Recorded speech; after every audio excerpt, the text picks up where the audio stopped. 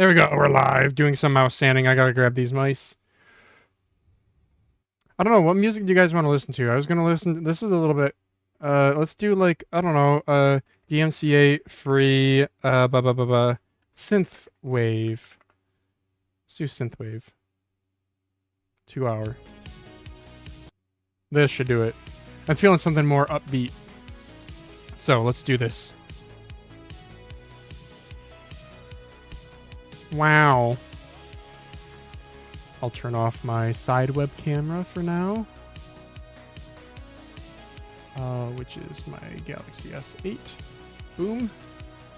And why don't we go ahead and grab the mice and take them downstairs.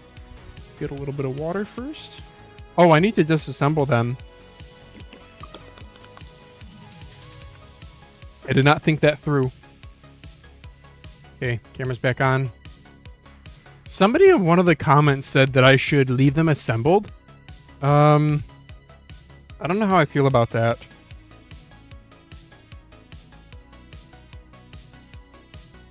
I don't know how I feel about that.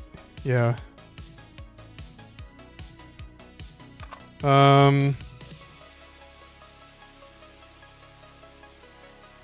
I guess I could try it first with the Attack Shark because I don't care as much about this one. This was a Vine review unit, but it's actually a really nice mouse. Yeah, it's a shame. Attack Shark, dude, if they could just get their PCBs lighter. Like their ultra level stuff is actually like decent spec wise, has good coatings, etc. It just feels so wrong. No, I'm gonna do a disassembly. I'm sorry guys, I'm gonna do a full disassembly.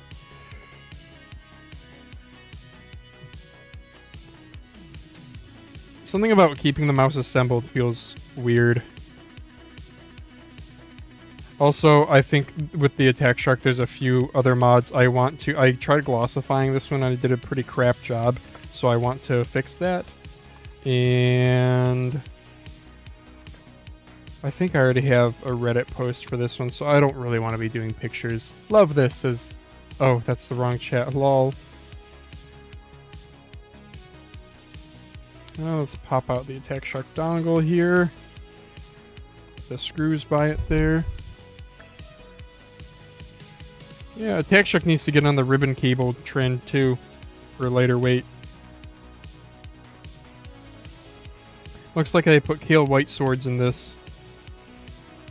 They actually do feel quite nice. I actually might not change these to Omron Opticals.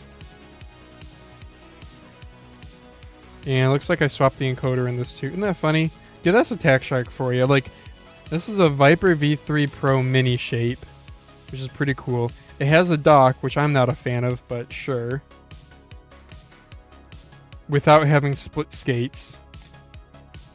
But they still bungle it by, like... I don't know, they could do better, you know? So I probably want to sand this down with it too, right? I probably want to sand the power button slider with it. So I'll just put that in my pocket for now. And the PCB goes over there. All right. That goes over there. That all goes over there. Next mouse. Dare you A950 wing with my bastardized skates. These are, I think, from an M-Chose. These are aftermarket M-Chose skates that I get, like, for really cheap on AliExpress. M-Chose A7 skates, that is. Yeah, they're nice. And the Dare You, I believe, only has one screw. Rather impressive. Yep. That skate has some really thin adhesive. But we're gonna have to top off these here gates. The front ones, that is. So the Dare You, I will put all of that stuff here. You guys like the really crappy thumbnail that I made real quickly? I shouldn't have even made a thumbnail. I don't know. I try to make the thumbnails more relevant because there's like too much. Sometimes there's too much. I think my channel I spam too much. I don't know. I should have done like a separate Mousecast, your separate live stream channel. I don't know. Whatever. Hindsight's 2020, I guess. Yeah, I already Armor and Optical swapped this PCB. Yep, no complaints with this guy. Let's just get the old battery and PCBA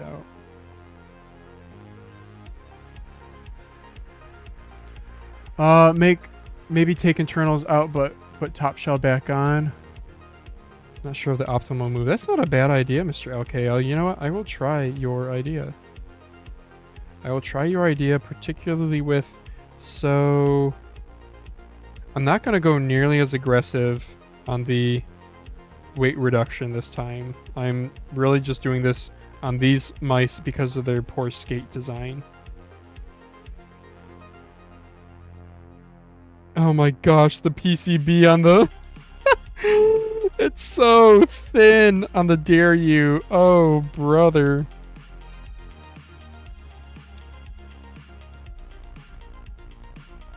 All right.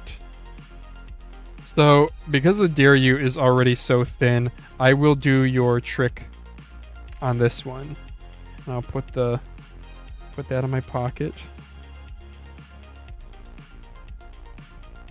I'll try the partial reassembly trick.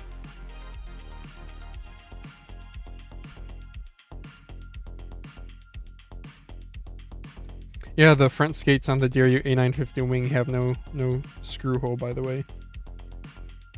Yeah, I'm toasting these skates, but that's okay. They're not very good skates.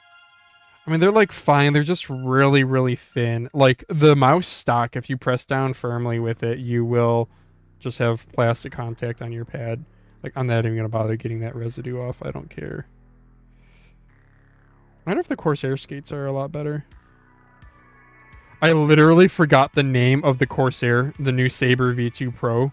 I was DMing or posting in Deal's chat about it. I literally forgot the name, but I remember that it's the it's the knockoff, so I just called it the Corsair A950 Pro.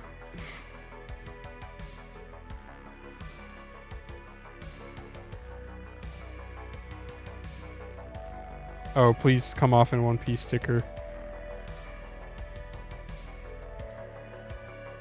No way. No way. It's a good sticker. It's like a plasticky feeling sticker, you know, where it's kind of like shiny instead of all papery. Cool. Well, I will put that there for now, but I probably won't keep it. And let's pop this out. This is my super glue because I messed it up. My terrible super glue job. I might not even put the screw back in. I'll just leave it like this. And the clips should be enough, right? One thing I do worry about is getting the center down enough, but that's okay. I can figure that out downstairs when I'm in the garage.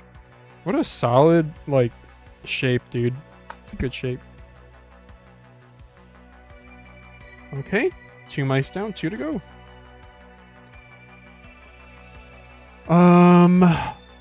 3 people watching. It goes in its own live stream feed. Yeah, lacks central pressure. That is exactly my thought exactly, and I will figure it out as I get to that. But I kind of want to experiment a little bit with this.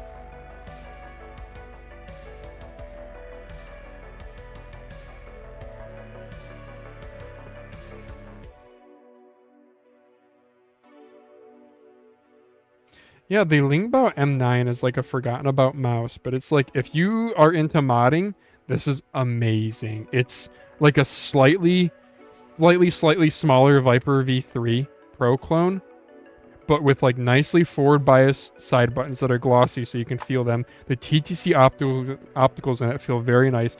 I traded mine for Armor Opticals. The only real downside are the skates aren't good. Oh, and yeah, like I said, modability. So it comes with that stupid hot swap battery system where the batteries weigh something dumb like 13, 14 grams or something.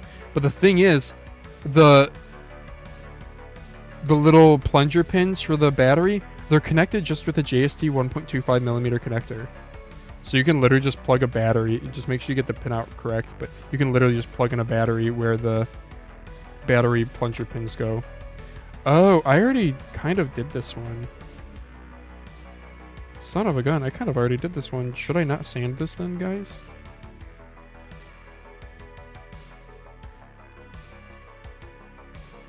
Let me show you guys what I did. Yeah, I might just do a really high grit sandpaper for this one then. So it looks like I took an X-Acto knife and I already flattened this. And I can't really feel that already. I will, okay, this is going to be my guinea pig where I try...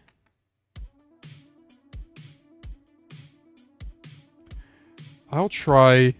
I don't like the ridge to the center one. Okay, and I got a big hole in this, so here's what we're going to do, guys. This is going to be my experiment in not disassembling this one. I will take off the sticker still. Should I try to keep the sticker on? Like, the sticker's nice for the... Oh, is this on right now? Oops, I probably killed this mouse.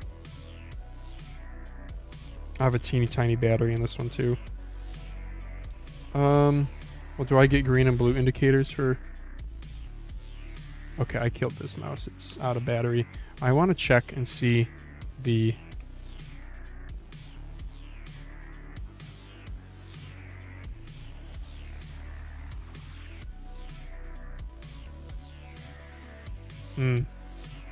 Okay, well, that mouse is dead and battery dead.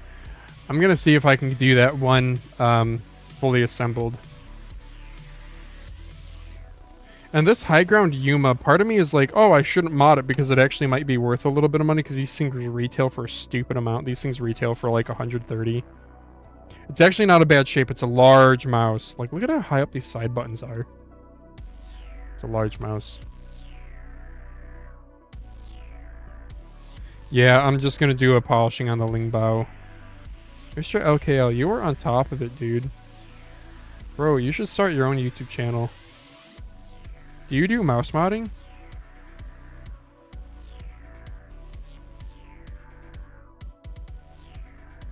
These donut skates are quite fast. These are some name brand X-ray pad Obsidians or something. I don't know. I don't buy name brand skates that came with the mouse, and the seller did not give the original skates. Yeah, the high ground bottom, like, it's... I don't have the skates for it. That's the only reason I'm doing this. But let's just do it. I don't think this is going to have a lot of resale value. I got this, I think, for 40, and that was like a really good deal. Boom. And let's take her apart. I have my Lingbao charging off camera right now. I'll fix double clicking switch, but I haven't really modded anything. That's surprising, dude. Like, you seem to have a good knowledge. Correcting me on some things on stream. I appreciate it.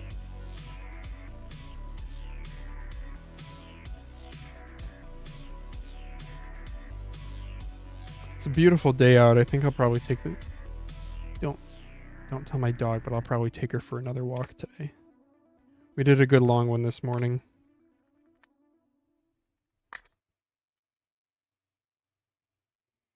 Yep. So there's the hydro dipping process that they use to get the cool, interesting graphic on it. So you can see how it curls up around the edges. Yeah, it's like not a terrible mouse. It has a keel structure too, as people call it, I guess.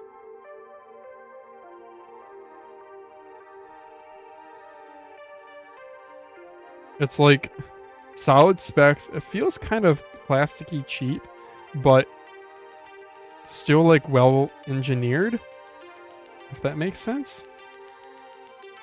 It's a big mouse though. It's a big mouse. It's bigger than a GPX. It's a big boy.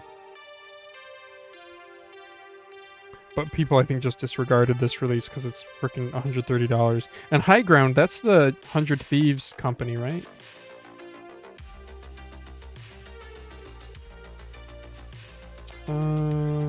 Alright, we'll leave all that in there, and I'll take this slider button with me, and that'll go with me. Okay.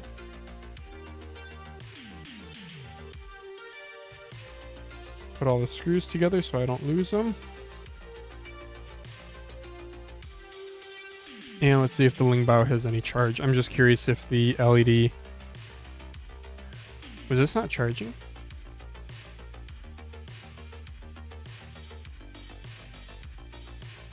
Battery does not feel puffy.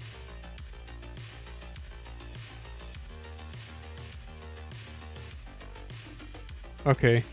Well, unfortunately, I think I'm gonna have to take apart.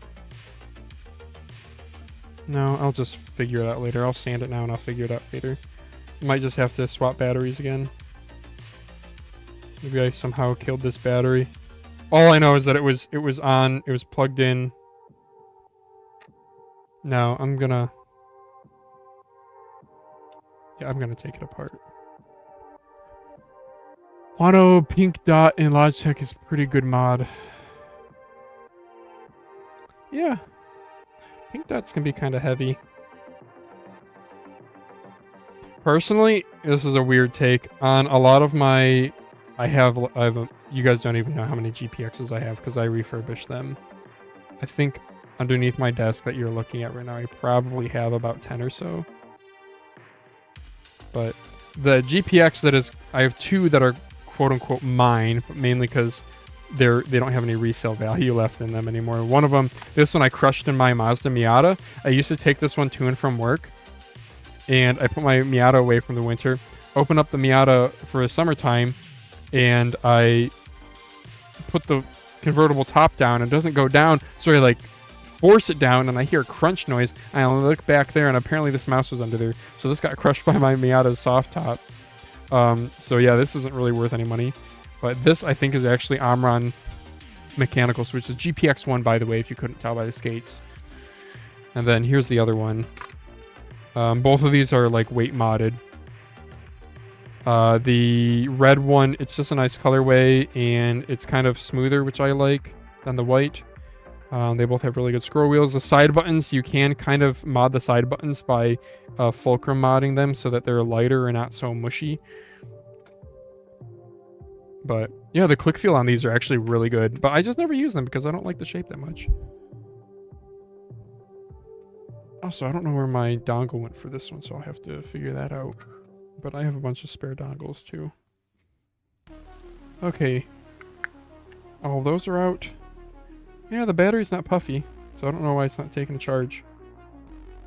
It was working before.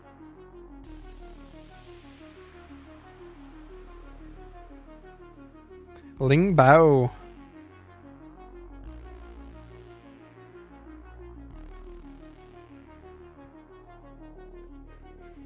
What if the holes break on the high ground donut mouse if you sand?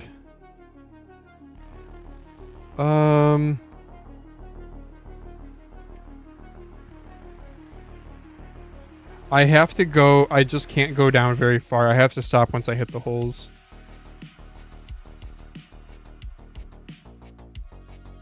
Yeah, I'm gonna ruin the logo, unfortunately, there, which is a nice glossy finish, but, like, why can't we just have flat bottom mice with glossy bottoms?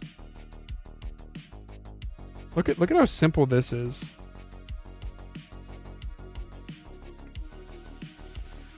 Alright.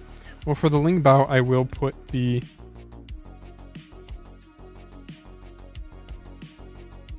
Put the Lingbao screws all right there. I'll put that right there. I'll change that battery. And I will actually reassemble this one. Oh, actually, no. I do want center pressure on this because the skate ring right there. So I actually might trim that off with the X-Acto knife just to give myself a head start. And then I'll go downstairs and sand them. Oh, this sticker's not going to come off easy, is it? No. That's fine. Whatever. Yeah, that's a bummer. Maybe I should have gone slower with that and I could have... Oh, man, and it's... Yeah, that's gonna gum up the belt sander. I don't really want to. I do have goo gone. I could try some isopropyl alcohol first. If lithium drops below a certain voltage, the battery management might just cut off and not let it charge anymore. Interesting. Bro, how do you know all this stuff? How are you not into modding mice? No, you know more than me.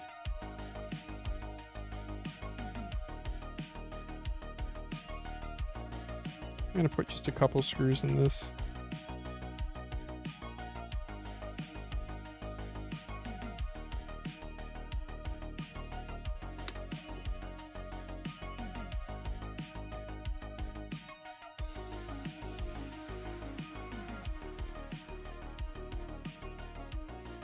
Yeah, I might have to get out the old Goo Gone. That's disappointing to see. Oh, I hate using Goo Gone too, because it's like, it's oily and it gets everywhere and it smells. Alright. Let's take the tablet and the camera downstairs. 1 mouse, 2 mouse, 3 mouse, 4 mouse.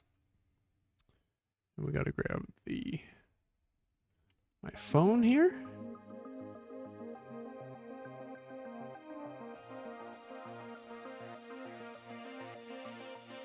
And the tablet. I'll leave the side camera on. I don't care. It's fine. You guys will still see what's going on. Do I have everything? I think so. Right. Hi, pup. Wanna help me sand some ice? Hi, girl. I would pet you, but I don't have any free hands. I'm carrying too much stuff.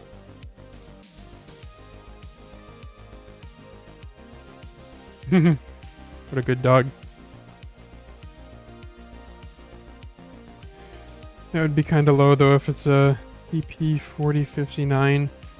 Pegs around 2.5 volts. It's 2.5 volts, the battery's already dead. I don't know what most of that means, but I'm probably just going to change the battery and see what happens. I have a really teeny tiny 80 milliamp hour in it too, which is not desirable.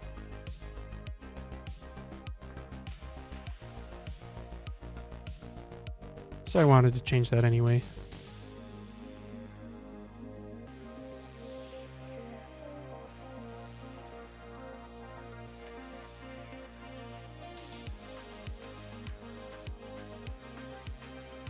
There we go.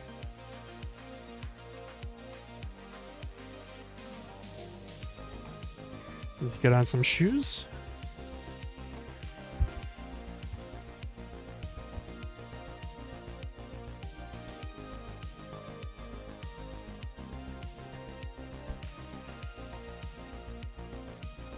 Even better, I'll wear Crocs.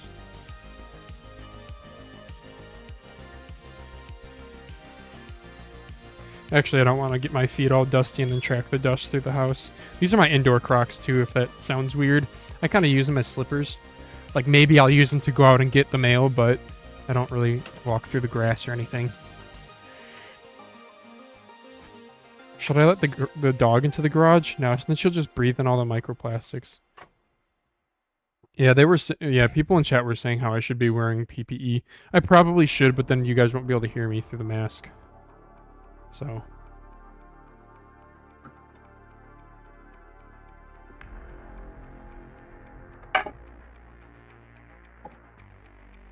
Because I actually do have like a good respirator.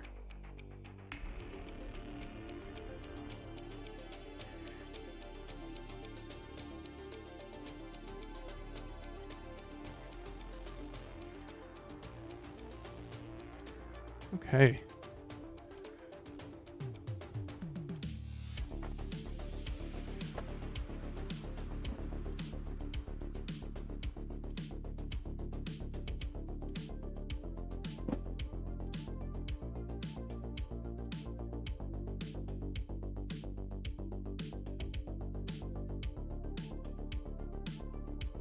That was the framing.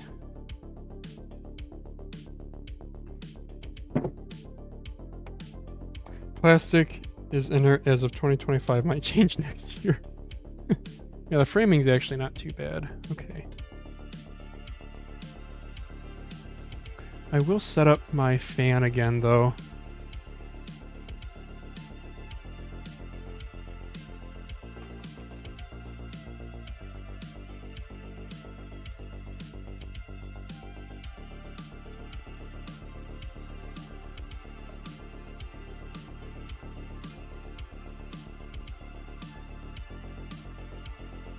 Yeah. And I'll open my garage door a little bit too.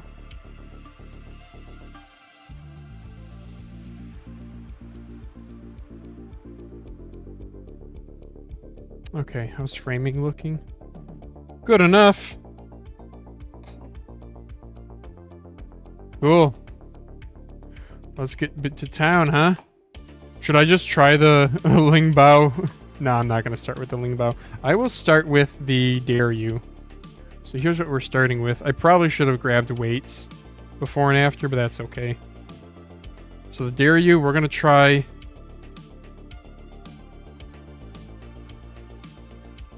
Yeah, we're going to make this guy pretty thin. Oh boy.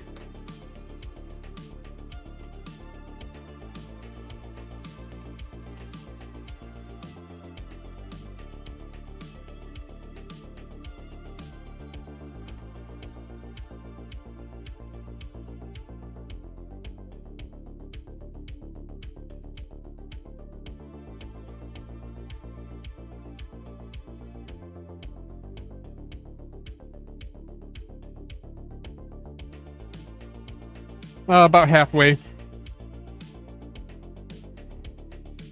You know, I will stand. It looks like the particles, it's flinging everything that way. So...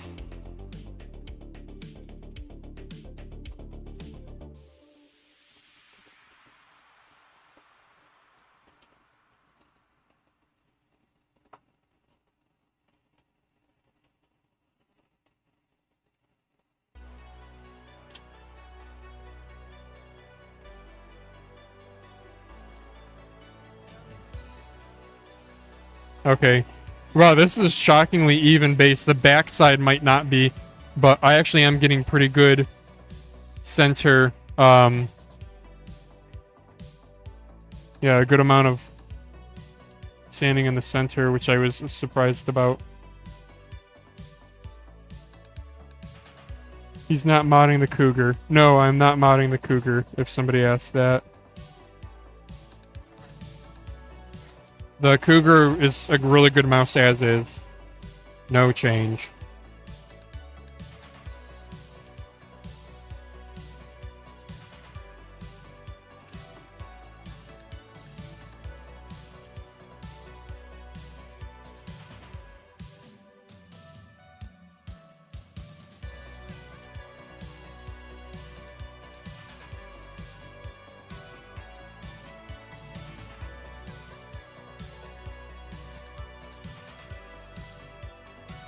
Okay, so on this one, the high spot has actually been the middle. Interesting.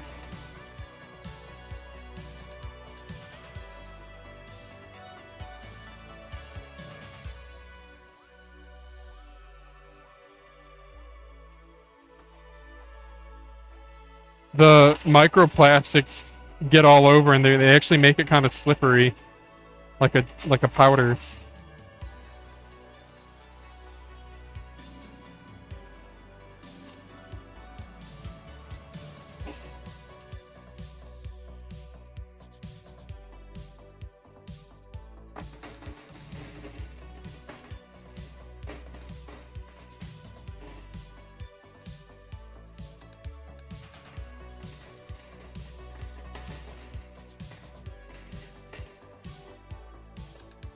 Getting there, we're almost there. This is a surprisingly flat base already, which is good to see.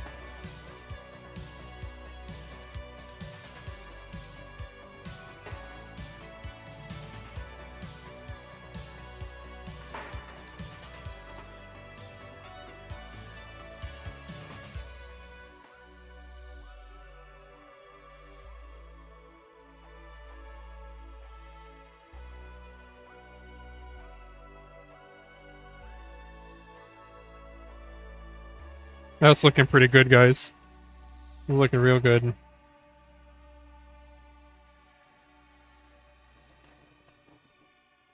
I'm gonna go just a little bit more.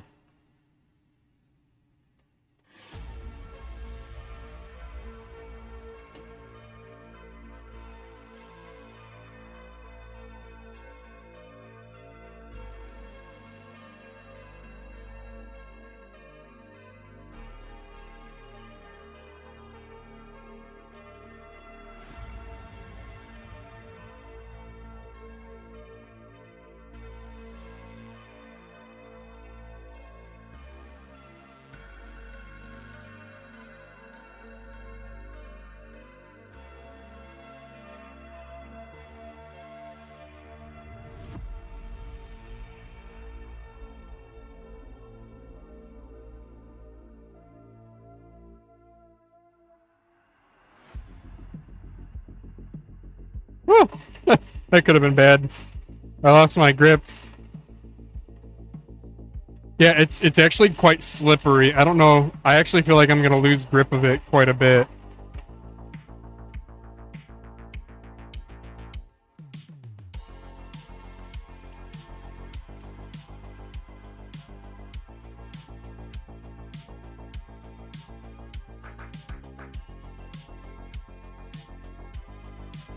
Alright, I think that's good.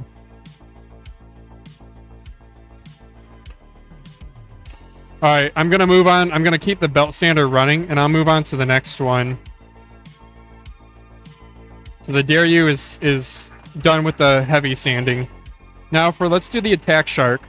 And I'm gonna tuck into my shirt too, off camera, because I don't want it to get grabbed by that belt there. What grit is this? This is 80 grit.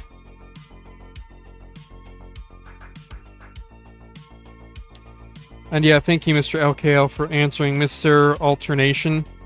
Yep, we are just modding some mice so they can have flat bases for different skates.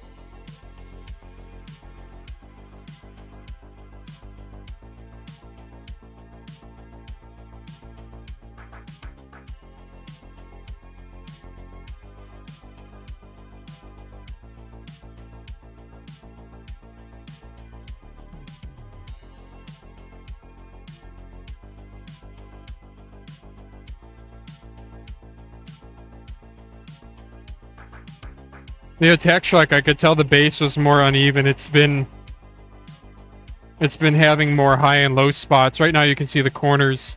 See how the corners are still glossy? Those are the high spot or low spots.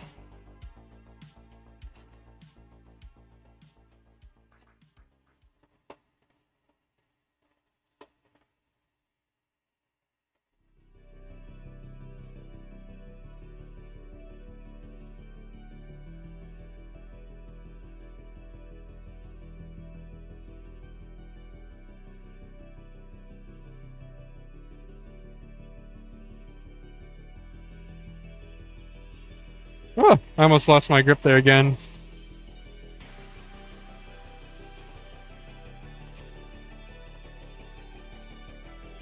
I could definitely see one day totally destroying a mouse if you do this enough. Just by it getting sucked up to here, and then getting shredded or broken.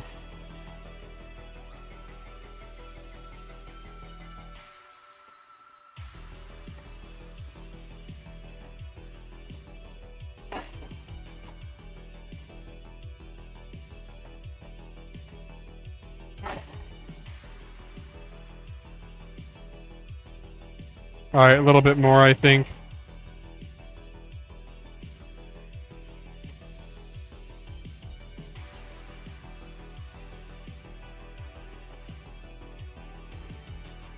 Okay.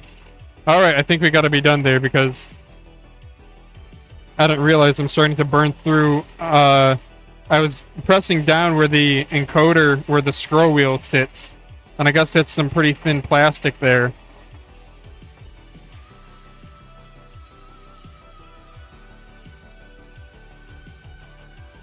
Yeah. So I see what Schwamper, I think, or somebody in the Discord, I think it was Schwamper, was recommending to keep the top shell on. You can see I almost burned through, if this focuses. I almost burned through. That's where the scroll wheel, one of the forks was. That's where I was pressing down. Oh, look at that. It's transparent. Look at that. Pretty cool. Alright, Attack Shark is done. Let's do the high ground next. This is 80 grit, yep. Which way did you feel more comfortable, with shell or base in hand? Good question. A bit of both. So the Attack Shark, I learned... With the Attack Shark, I've learned, if you press down too much on the forks, which I wasn't pressing firmly, but it's just a thin spot right there. So then you start getting burned through on beneath the forks. You guys can see how thin it is. But then the problem with the top shell is you get all the powder. All the powder that's on my fingers, and it makes it really, really slippery. So, I don't know. Pick your poison. Both of them, neither of them are ideal. I think I just gotta get good. So, like, this high ground is gonna be a little bit tricky because I can't press down too much on the forks, but that's kind of the only place to grab. And the 80 grit sandpaper, it's pretty grippy. You know, you guys can probably tell it's pulling me that way.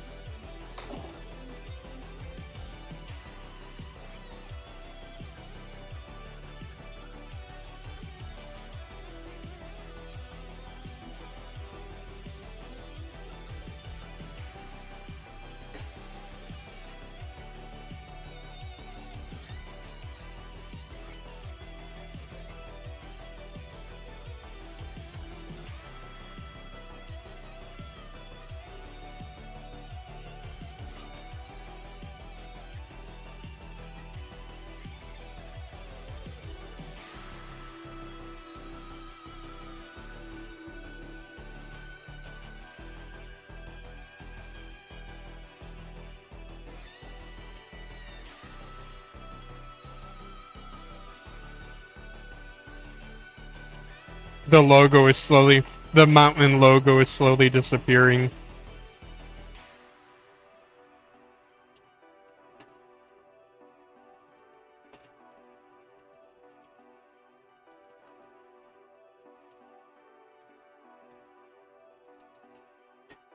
Oh man, that one might have toasted. I like almost lost my grip there.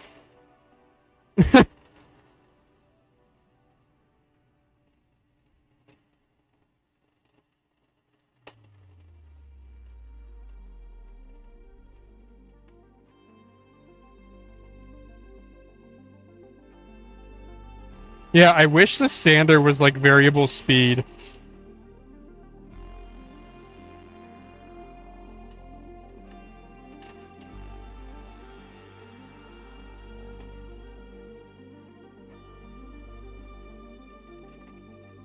Yeah, the back is pretty much ready, but the front is not quite. Let me check how flat it feels. We finally achieved translucence. Yeah. Also weight reduction. This is again 80 grit. Okay, those are old questions, sorry. No, this base is still flat.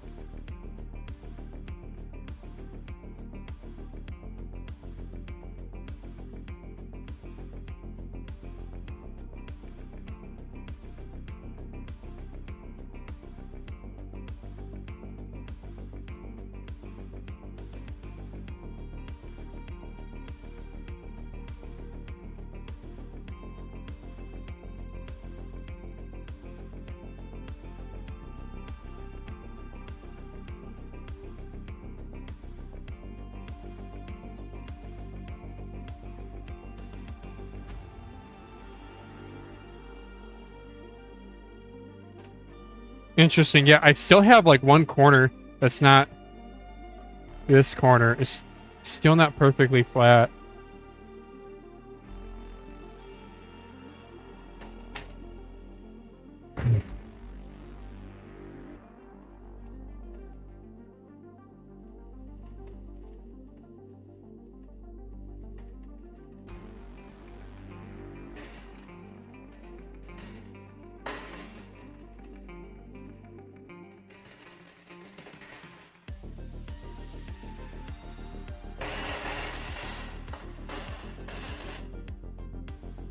Almost. That almost did it.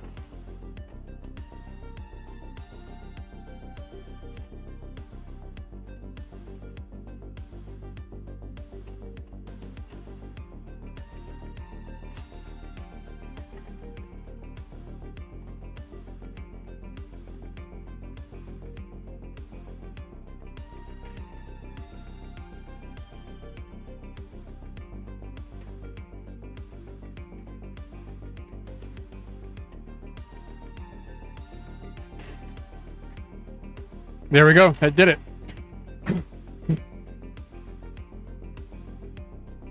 Hey, slightly translucent again. Yeah. Mr. LKL is proud. Okay, last one is the Lingbao. This has a really slippery coating. This is the one that I was going to try to goog on. And maybe just fine polish. So I think we're done with this. Let's move on to the orbital sander where I can get some finer grits.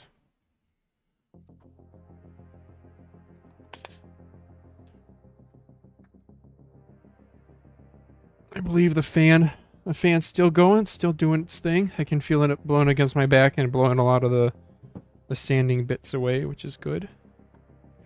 The belt gets a little warm. It's not hot. It feels like it's cold in my garage, so it's like room temperature probably.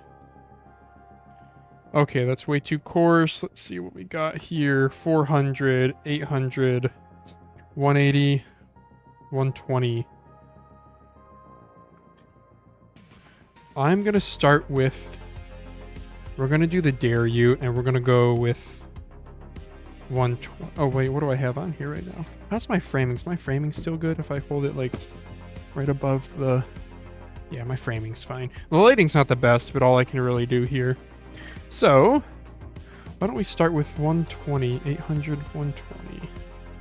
Or actually, let's start with 180. 120 might be good. Let's do a fresh 120. Oh, I have 80 in here. I didn't know that. 60? 40? Whoa, the 40 is chunky. Yeah, that's like skateboard grip tape or whatever. 320? I don't know I have a 320. 180, here we go. There's a 180.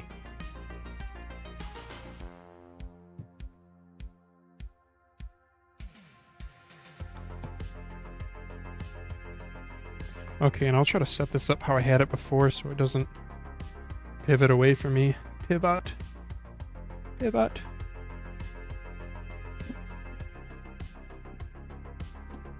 And then I just need something heavy to hold it.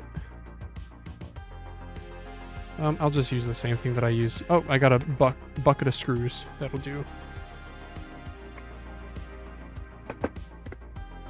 Screws that I used to build my deck.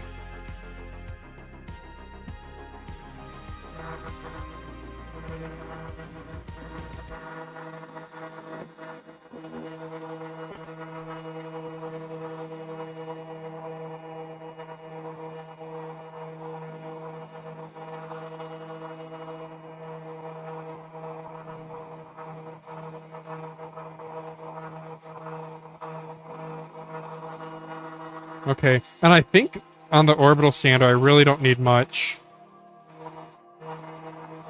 Like, I think that's pretty much all I'm gonna do right there. Then I'll move on to the attack shark here.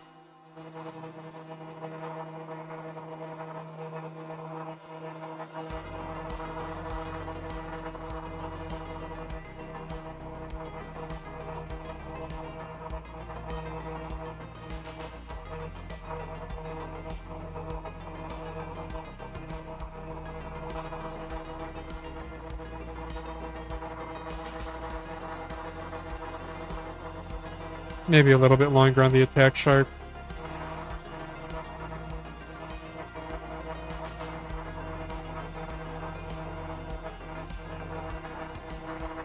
Okay. And now the high ground Yuma.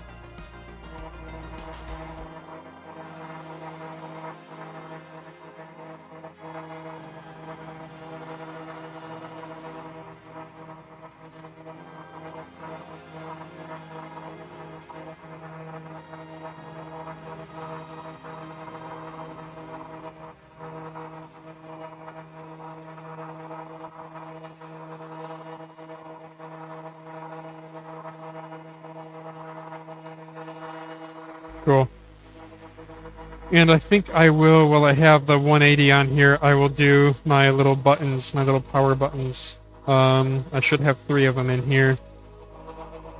The dare you. Oh, these are friggin' impossible to hold. I could get, like, players to hold them. Sure, I'll do that. Work smarter, not harder, right?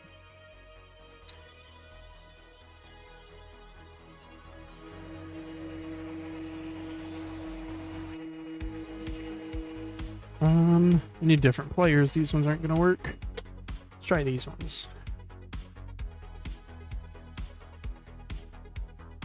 Sure. This feels so wrong.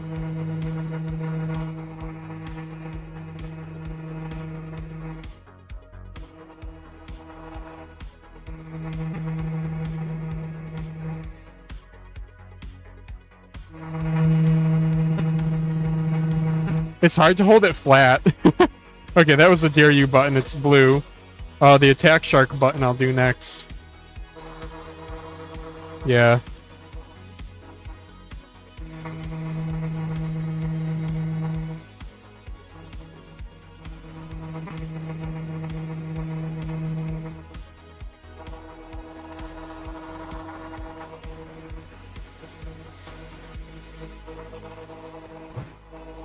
Sure. Okay, the attack shark button no longer has a slit in it.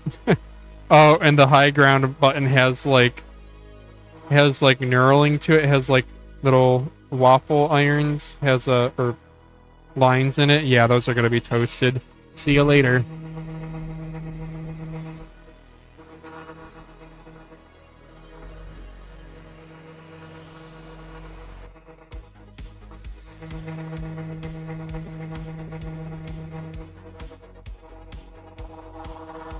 Okay, I think I'll go a little bit more.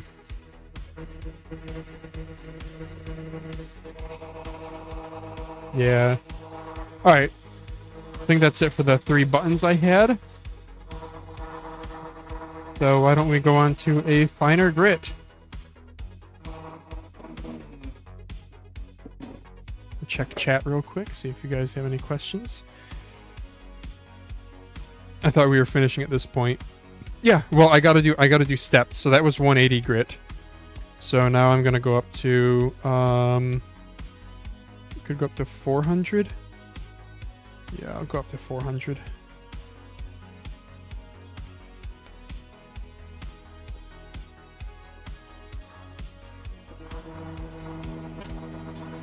We're starting out with the dare you.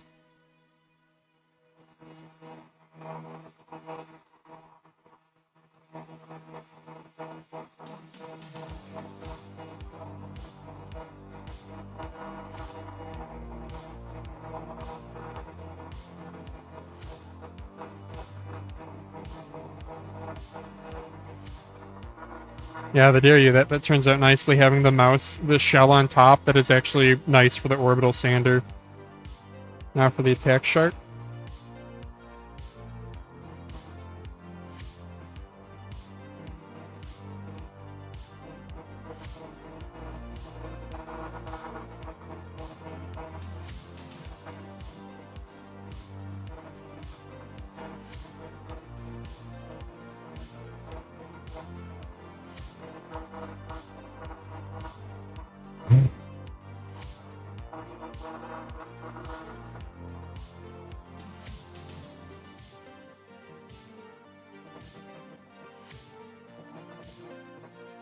And next is the Yuma, and I gotta decide if I want to do the Lingbao on this on 400, or do it only on 800. Because I said I was going to knock off the center sensor ring with an X-Acto knife, and I didn't.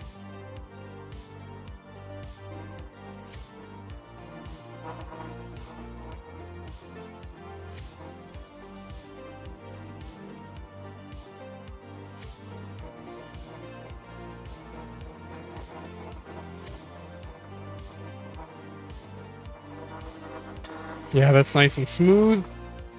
Alright, we'll try... Yeah, we'll try the Lingbao here.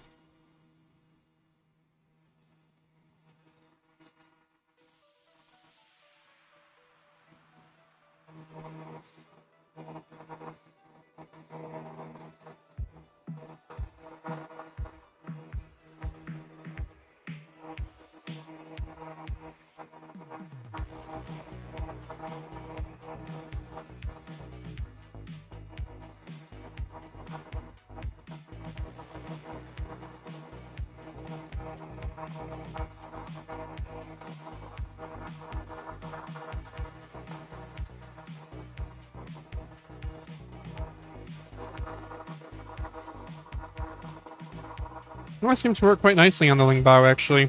Nice. Alright. 800 grit. Should be the last step here. I don't have anything higher than 800. I used to. The headlight automotive sanding paper that Schwamper talked about, that's like upwards of 5,000 grit. The highest I think I've ever used was 3,000. But yeah, they sell like kits. Like Walmart and stuff, you can get kits for like headlight restoration to fix cloudy headlights.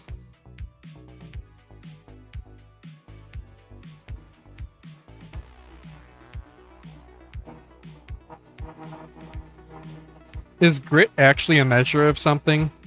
Like, is it actually like a measure of like, I don't know, grains per square centimeter or something?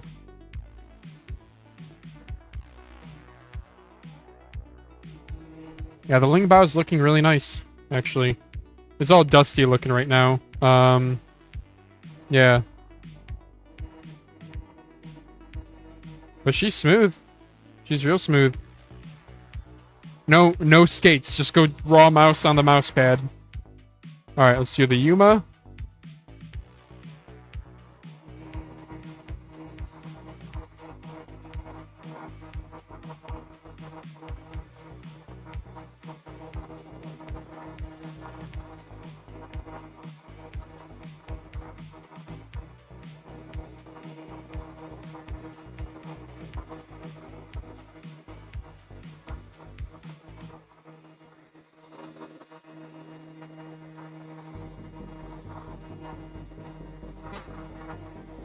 Oh, that's nice. I like that a lot.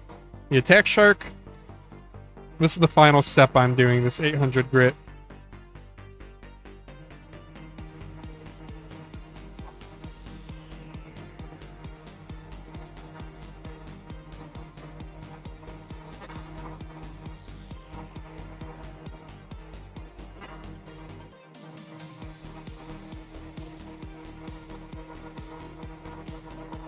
And lastly, the Dare You.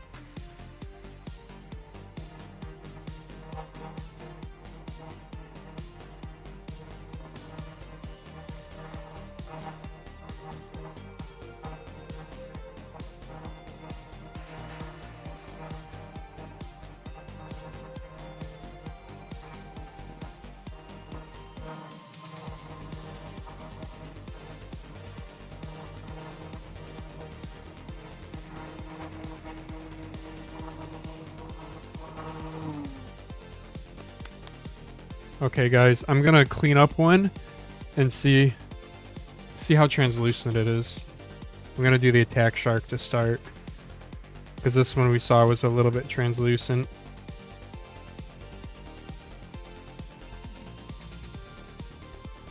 Yeah, so one thing, if you opt to keep the mouse assembled, is cleaning it. You're gonna have to find a way to really clean it out good. I'm using a sink with water. And you probably don't want to do the same if you're going to have it plugged in with a battery.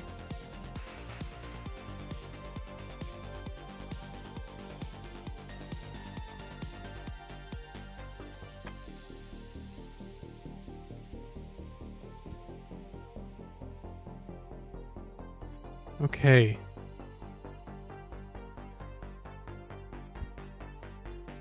Yep, a little bit translucent. That's pretty fun. You can see where all the ribs are. Boy, that makes like modding, if you're going to do like a weight trimming mod, a lot easier. Yeah, so 800 grit sandpaper, it's definitely fine enough for like most things that you would do around the house, which is what this kit that I probably bought was for. Yeah, you're not going to get a glossy finish with it. Like, I have a semi-gloss finish when it's wet, but once I dry it off, it probably won't be this fine anymore. But that's nice and flat. Nice and flat. I don't know how much I weight reduced it either. Probably a little bit, though. Yeah, and again, I burned through a little bit on the fork there, but it's really not. It doesn't feel bad, so that's good.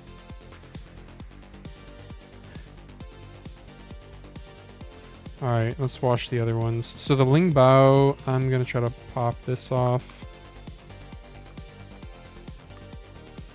Oh, that's right, I did do partial screws. Okay, well, I have a connector in there, but I don't really care. I'm just going to get it wet. Who cares?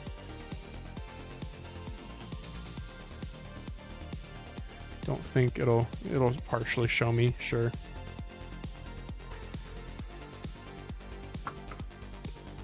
So I'm getting the side button PCB all nice and wet here, but I think it should be fine.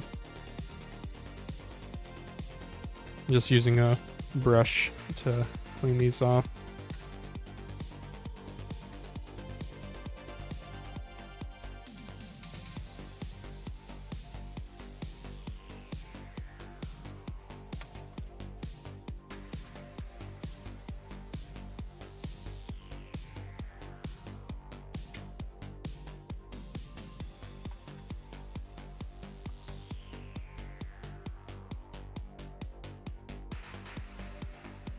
Yeah, the Lingbao M9, I would use it more. My problem with it is actually the coating. It's like a hydrophobic coating. It's actually kind of unique, but it's not in a good way. I don't know. Dad's kind of had the same comments as me. It is like a rubbery coating, but it feels like a silicone. It feels kind of like that powdery, chalky silicone stuff that some like kitchen utensils are. It's unique, I guess. All right, I'm gonna take apart the Dare You because I want to make sure that I got as much out of it as I can. A little bit tricky without my usual pry tool method.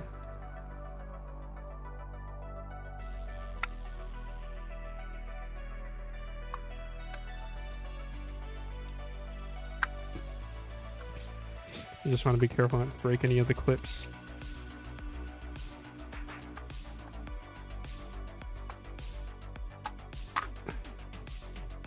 Oh yeah, I'm glad I took it apart. Wow, it's dirty in there. Wow, I might have to clean out the Lingbao again once I get a screwdriver.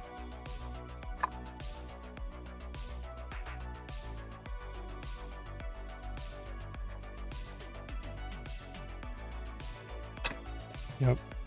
Man, having a sink in your garage is amazing. I'm so glad I installed this.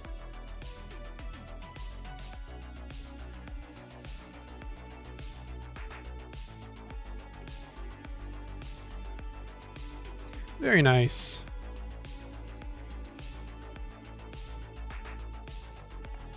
The Lingbao, I'm gonna just grab a screwdriver here and take this guy apart real quick, because I did not realize just how dirty the inside gets.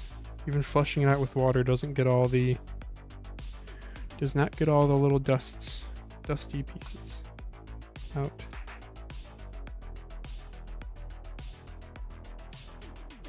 I wonder if I should have had my microphone muted for all that sanding. I'm sorry.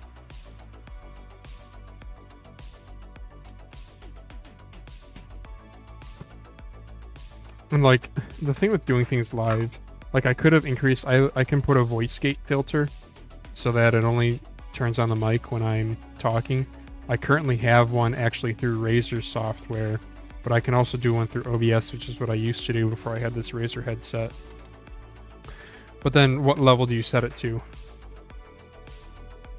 And then like troubleshooting that live and going back and forth between my camera or my setup upstairs and down here. Yep, so let me show you guys some of the finished results. The Lingbao, unfortunately, I'm going to have to Gugon that guy. Which is just, if you don't know what Gugon is, it's stuff to get rid of sticky residue.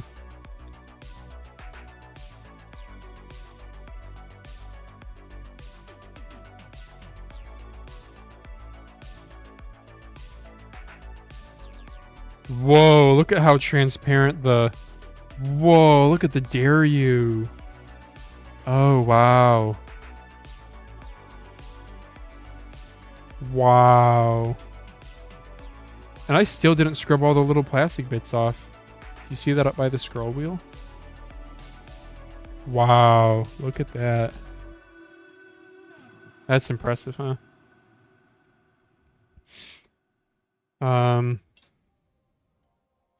The Yuma is quite a bit also. And then the Attack Shark. Yeah, they all are good by a good amount. The Dare You is definitely the most. Yeah. It doesn't feel like paper thin or anything. I think it's just the coloring. So yesterday doing the ATK X1, I think that's just... I put it back down in the dirt. I think the ATK X1 just being black by nature, it's, yeah. That was the wrong color to try to hope for translucency, if that's a word. Alright. So let's move the camera back over to here.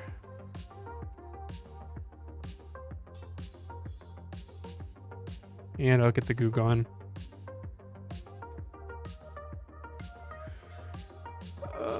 Goo gun used to be here, son of a gun. Where is it now? What? What the fuck?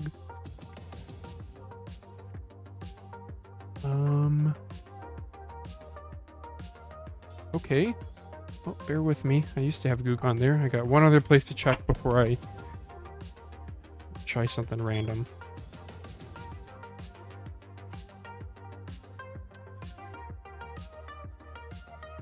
My wife might have used it. I don't know. I probably shouldn't keep it in the garage, if I'm being honest.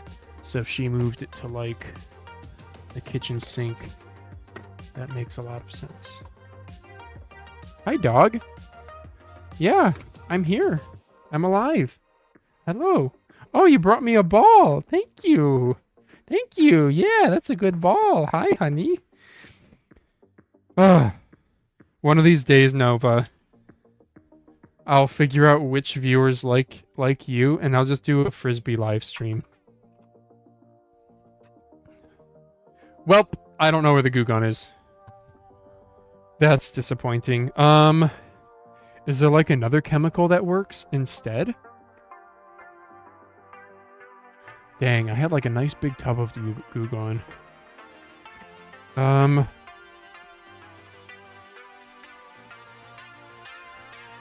Like, I got, like, vinegar, I got different cleaners, I got different greases.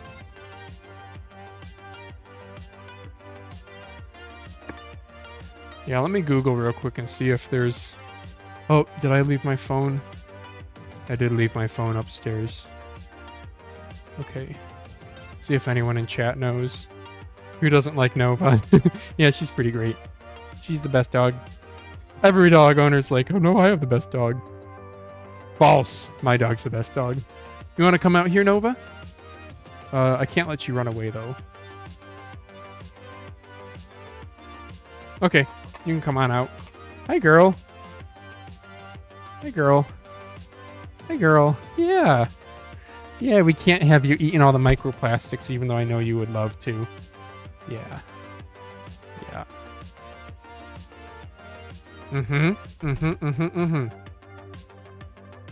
Okay.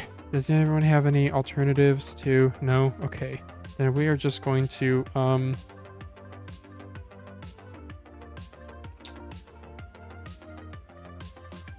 I don't know if I can YOLO this with... Hi! Hey, baby. Yeah. Yeah, water ain't gonna work. I could try like an oil. Man, I really wish I knew where my Gugon was.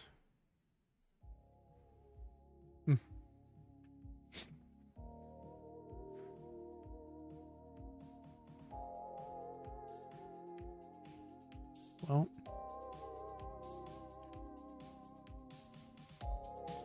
Rubbing it with my thumb like works, but very, very slowly. And you guys aren't all about that. Like, I feel like I've used something else before and it worked. I'm gonna try some silicone grease. I don't know.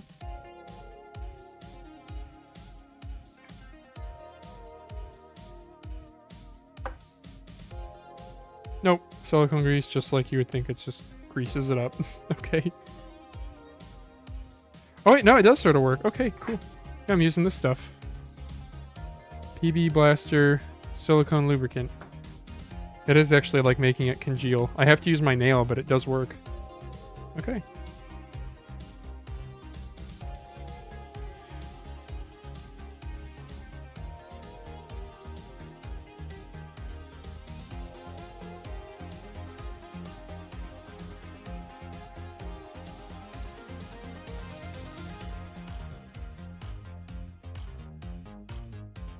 Should get this out of my way, huh? I've been fighting with this whole time and I don't even need to.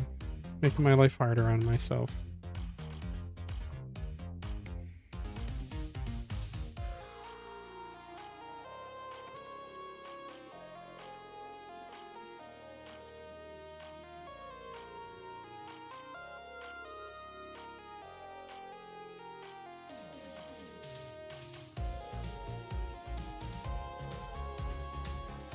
Sorry, Nova. Have I bored you already? Just gonna sniff, sniff, sniff. She doesn't know it, but it will take her for WALK again today. Isn't that right, Nogurt? I forget why I call her Nogurt.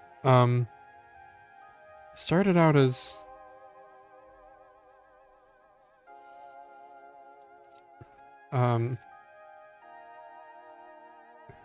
Did I call her a yogurt for some reason?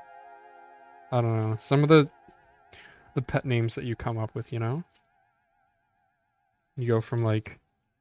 I think I went from Nova to Noga. Then to that I went to Nogurt. And then to that I went to Gogurt. So now her name is Gogurt. You guys remember Gogurts? Can't be the only one, right? They were the yogurt in a tube.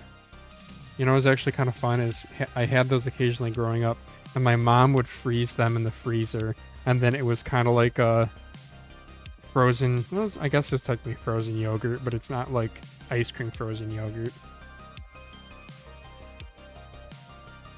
But that's like how I had Go-Gurts growing up. I did not have them as like liquid, which is really weird to think about.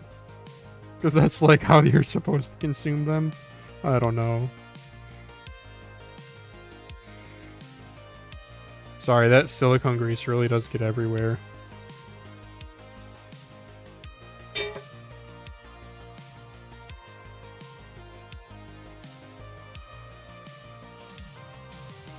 Cool.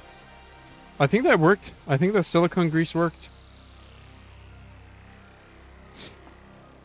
1 mouse, 2 mouse, 3 mouse, 4 mouse. And it was the...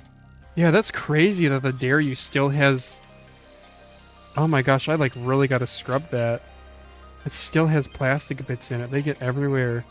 Man, I should blow my nose and see how much plastic comes out. Yeah, I remember when I was building my deck. Whenever you do like a lot of sanding or woodworking, then you go and you blow your nose, and it's like just wood that comes out, and you're like, oh yeah, I'm glad I have nose hairs and mucus. It's doing its job.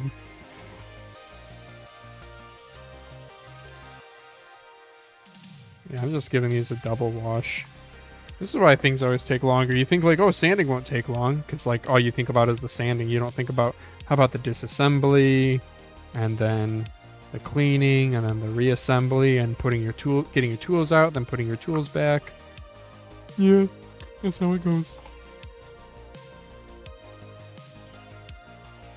Not to mention if like things don't work. Like remember yesterday, I couldn't like figure out how to get my belt sander aligned.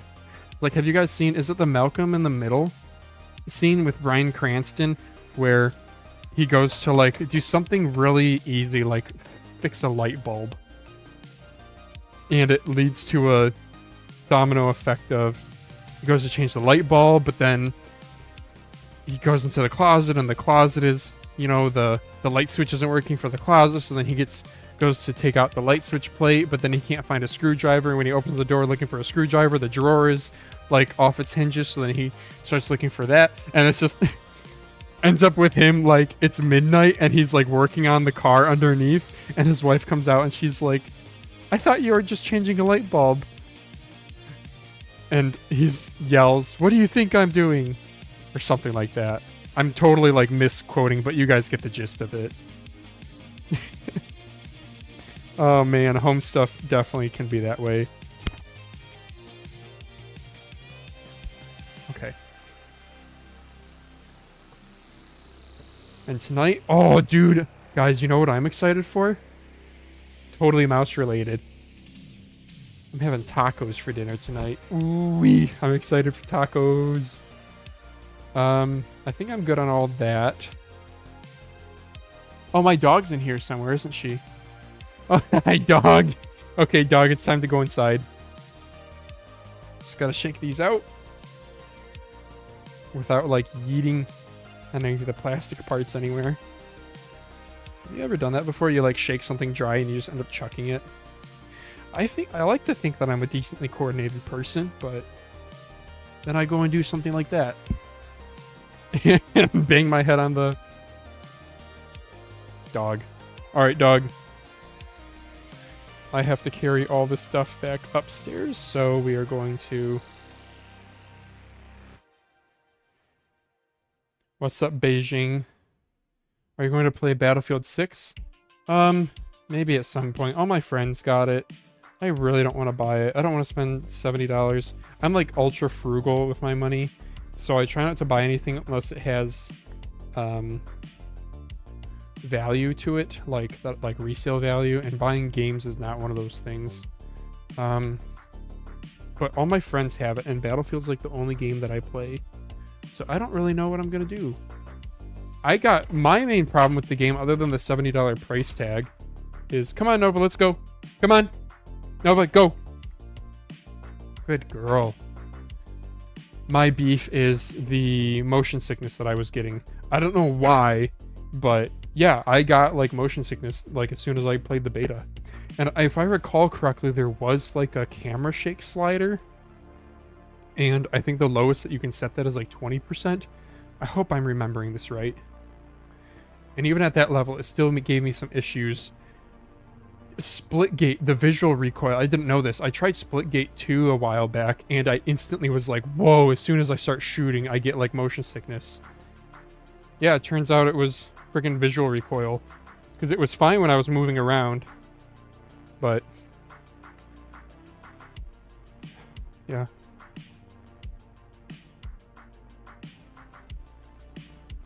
And then, I remember in Battlefield 6, I was like, there's no way, like, maybe it's just a different game and I'm just not used to it. So I fired up Battlefield 2042 and I was instantly like, oh my gosh, I feel so much better playing this now.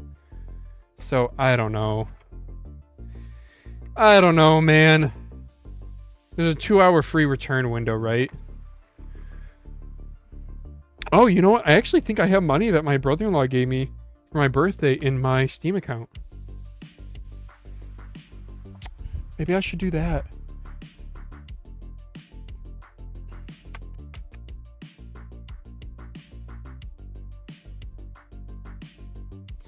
Okay, the silicone grease didn't get like all of the stickiness completely from the Lingbao, but it's okay.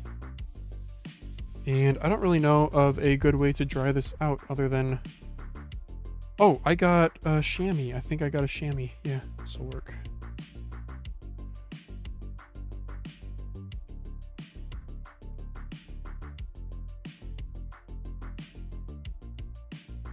So you guys want to see... Okay, you guys, now that I have a better camera angle, you guys probably want to see the bases.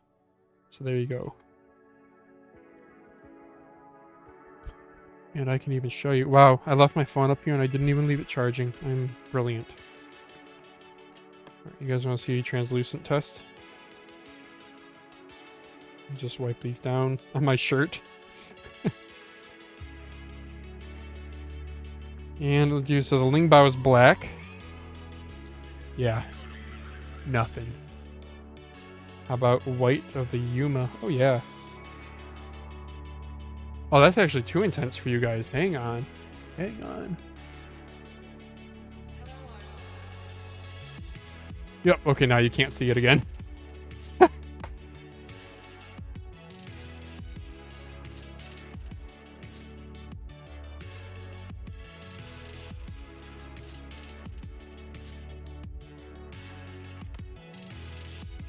can sort of see it. Other than the attack shark.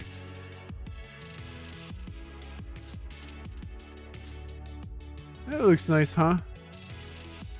It looks way better in person. And then the Daryu. The Daryu is definitely the lightest. The attack shark looks cool. The Yuma, I think it's just kind of hard to tell, but it is indeed transparent.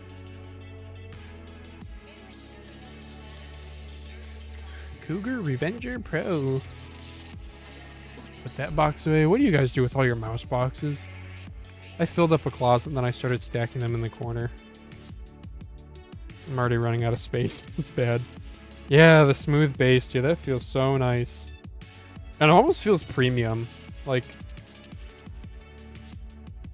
I think I understand why mouse manufacturers still opt for to have like the grooves. I think it does add to the... Oh, I hope I brought up the Lingbao screws. I think it does add to the, like... If you just stick skates on the bottom of a flat bottom mouse, it does kind of look like an afterthought, maybe? Oh, I did not keep the screws. I gotta go downstairs and get the Lingbao screws. Sure, I'll take the camera with me. Why not? You guys want to see dog? Dog! She loves beds. She loves beds. In the basement, we have an unfinished basement. It was just a concrete floor, but we have the guest bedroom bed moved down there because it's a nursery right now for the baby that's incoming. And as soon as she goes down there, where does she go? She jumps up on the bed because she loves the bed. Son of a gun. I put the screws here, didn't I? Crap. Nope, here they are. I put them here. 1, 2. Yeah, if you guys ever get into like mouse modding though, I do recommend putting all your spare screws in a bin or something.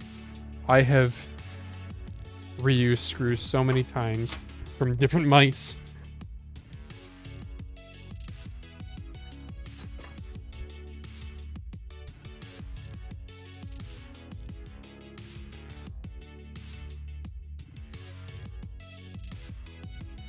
Hey pup, I see you've moved spots.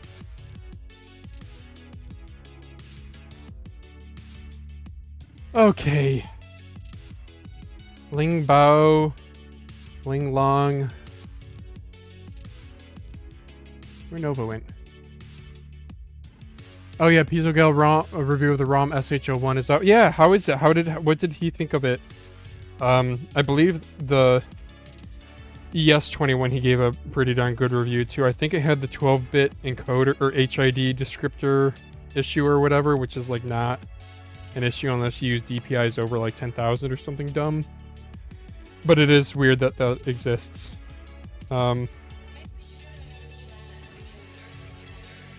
And I think they're using the PAN processor, PAN 1080, whatever that is, which, like, Vaxi uses that, so there are reputable brands who use it.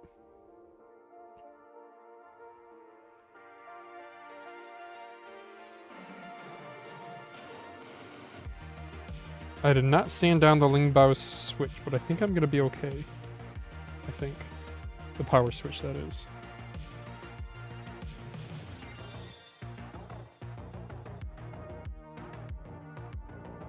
Well, I wouldn't mind changing this to a bigger battery because this is only an 80 milliamp hour battery. And I actually do like this mouse a lot, so I would probably prefer to have a 150 in it. But now I'd have to go and solder a new battery connector, which is no problem for me, but I feel like it's boring for you guys. And again, this whole stream is boring. If you're still here, you're probably, I don't know, multitasking or I don't know.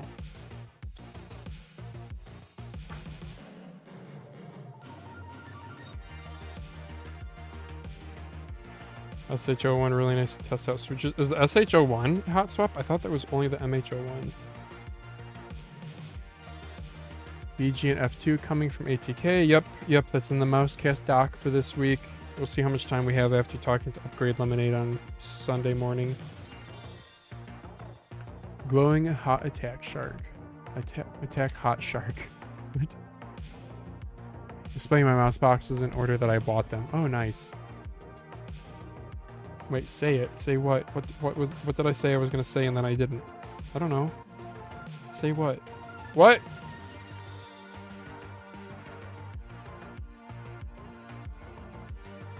No LED. Oh, do I gotta do a new battery? I'm sorry, that might have been loud for you guys. This is a 1.25. Oh no, that's a big boy. That's a 1.5. Wait, am I smoking something 1. Yeah, that's a big boy 1.5. Okay, I think I have a battery already made up for that. I've got this 140 milliamp hour. Is it the same pinout? It is. Black, thermistor red. Okay, let's plug it in and see what happens.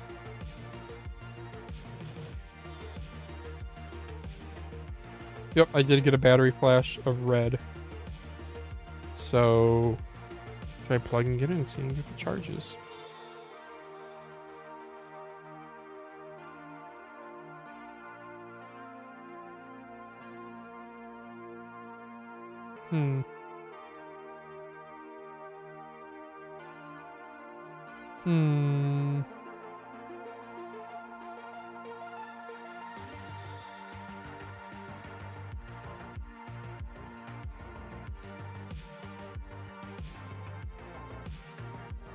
No lights. I'm sure I plugged this into the wrong... Yeah, it says BAT on the PCB. See, it's dumb. They have two connectors. Mirror images of each other nearly. And yeah, one's for a battery and one's for the side buttons. Okay, I think I'm gonna throw this on a charger and wait.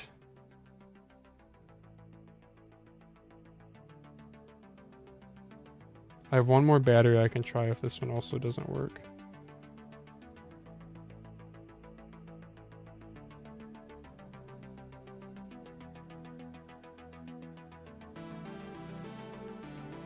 Okay.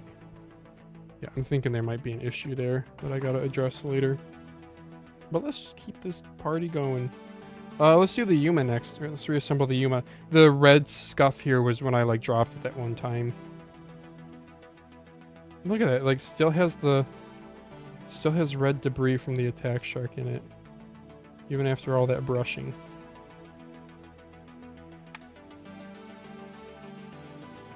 Crazy. Get the old toothbrush out. So I stayed at an Airbnb that had these little free disposable toothbrushes. I grabbed 2 of them. I don't plan on brushing my teeth with them. They had just like 6 of them sitting in a cup. And I was like, you know what? I'm spending like a bunch of hundreds of dollars to be here. I'm gonna take a couple toothbrushes. Like the cheapest toothbrushes ever.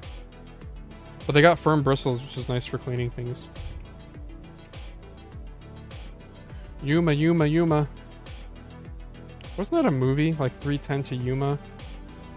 What is that movie about? A boot.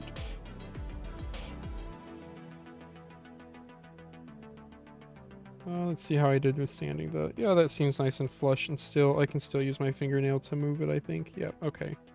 That's fine.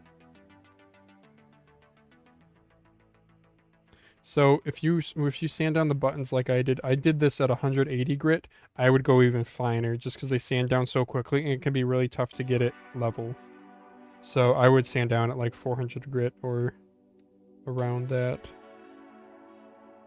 Obviously not at like 2000 grit. That's like... Does anyone in chat use like automotive like 2000 grit sandpaper? Because it's weird stuff. Like if you didn't know it was sandpaper, you might think it's just smooth. Because it's so smooth.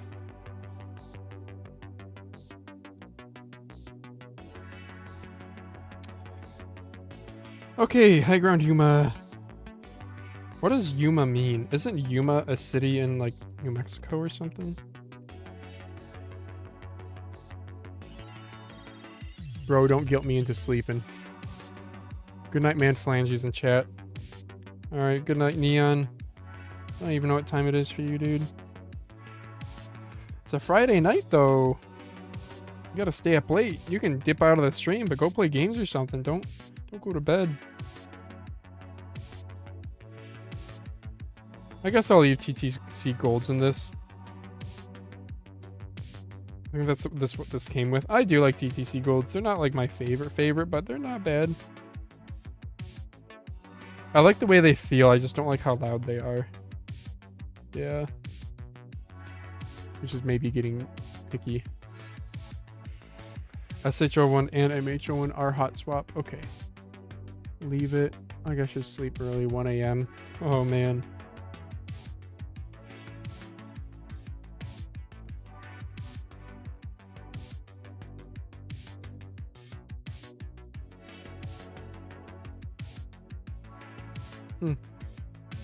Looks like I chewed up the edges here a little bit when I dropped it on the sander.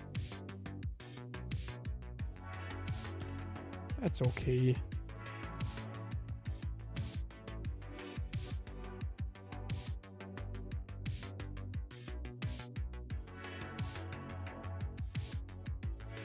Is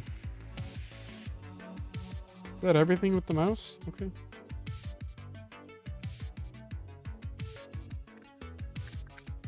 I have no idea how much weight. It would have been interesting to see how much weight I took out of these. But I actually think this would feel good with almond opticals. The buttons are loose enough. But I'll leave it as is. So I want to keep this show going.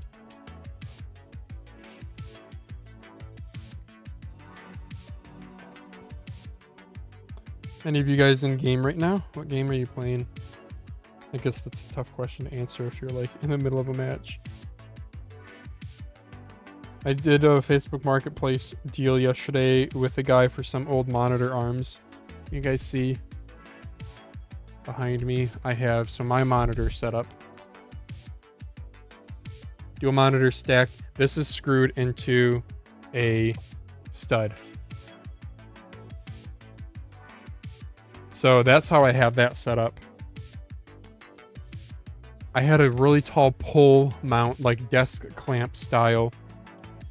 And it wasn't giving me issues, it just was a little bit flexy bendy. And this wall mount one came up on Amazon Vine. So I was like, sure. So I sold this kid the monitor arm and he's happy with it. Does it have a light to it?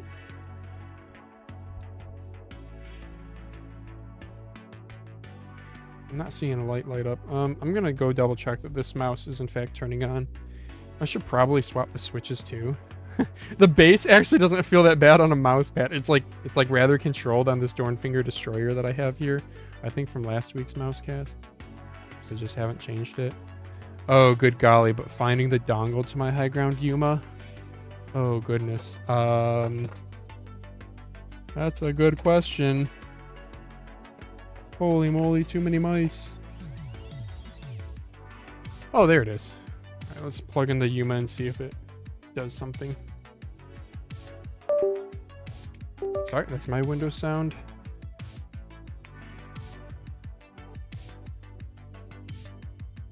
Oh, yes, okay.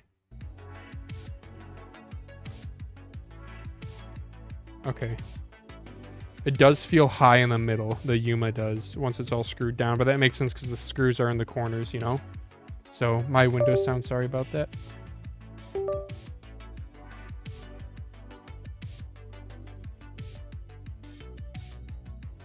So, I kind of do want to armor and optical swap it. I should do it before I put skates on it.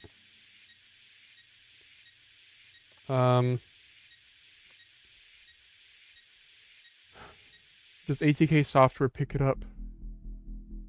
Bad lines don't have an offline driver, only web. Do they? Man, I'm so basic. Like, I don't even check for DPI variants. I'm so basic. I don't know. I should. I hardly use web drivers. I just stick to the, like, if something feels like 1600 DPI, I'm like, okay. I don't know. I haven't gamed in like a couple weeks also, so there's that. Like, I dropped, like a couple weeks ago, I dropped my all-time high for kills in a game in Battlefield 2042. And then the game's dead because they took away the close quarters infantry only playlist, so you peak in a game and then it's done. Womp womp.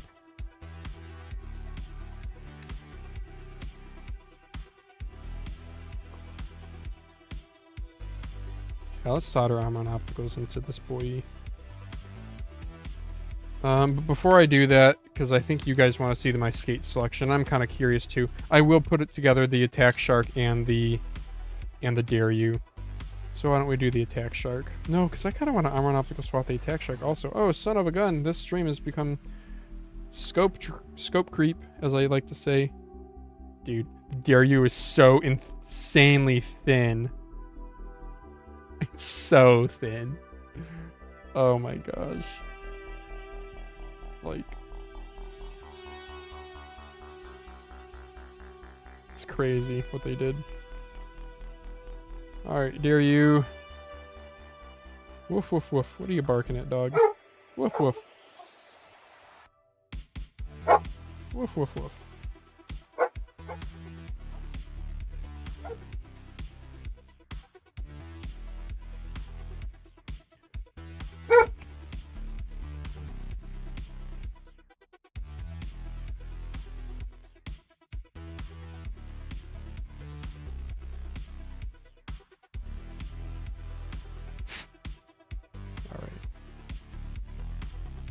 Woof, woof, woof. Bark, bark, bark. We need the power slider. Looks like I did sand that down enough. That's good. Does it look like crap? Yes, but will it function? Yep. If it's stupid, but it works, it ain't so stupid.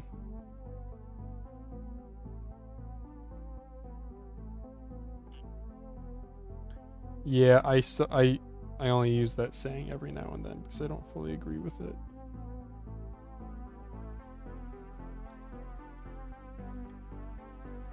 But I've heard it many times in my career.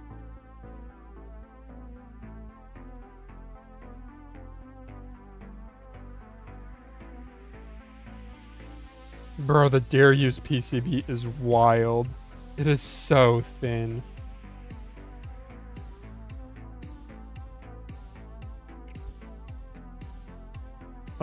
I think, let's see. What if you got the max version or 8K dongle? Does ATK still pick it up? I don't know. Yeah, that's a question for chat. I don't know. I personally don't really care about high polling rates. Like, I can barely notice a difference when I'm in Kovacs, but as soon as I hop into a visually cluttered game like Battlefield, I couldn't tell a difference.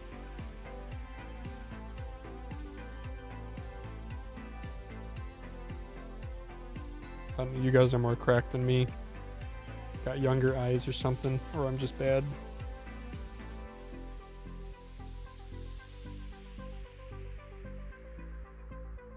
Nice.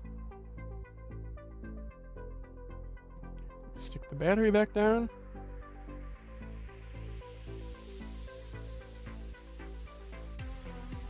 And then the ribbon cable, this is wild, dude. The ribbon cable gets,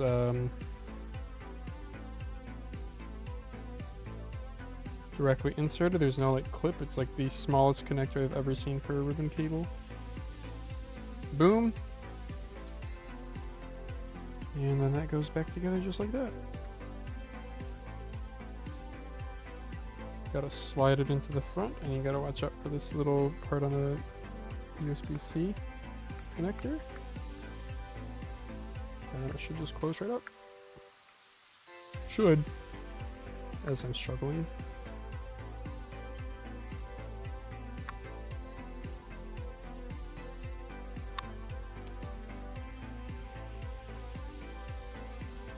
Cool. Yeah, base feels flat to me. Put it on a hard surface. Yeah, dude. There you go. Use the Dare U without any skates. Ultimate weight saving.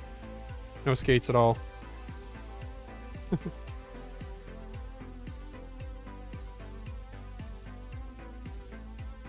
So for my rear skate, I gotta put in this last screw here, and then I'll put in something for the skates. So for the skates, I've got a few options, especially now that it's so flat. Yeah, I wonder if I'll have to like adjust lift-off distance at all. I don't know. Oh, bro, getting to that kind of sucks. Like, I sort of have nails, and that's kind of tough to get to.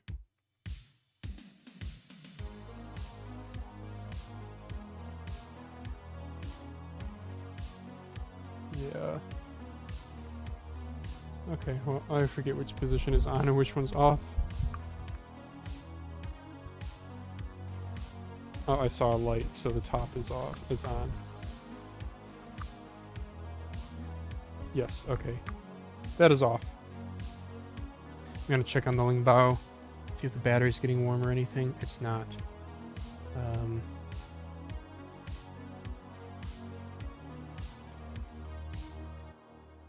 Huh.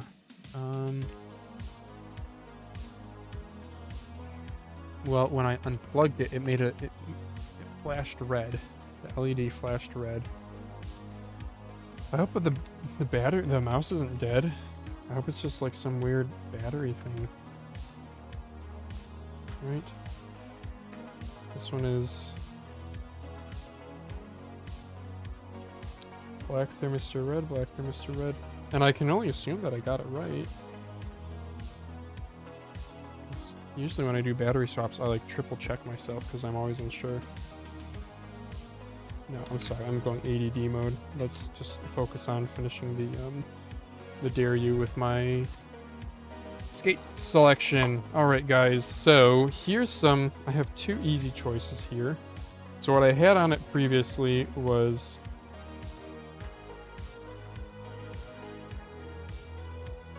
M-Cho's A5 skates.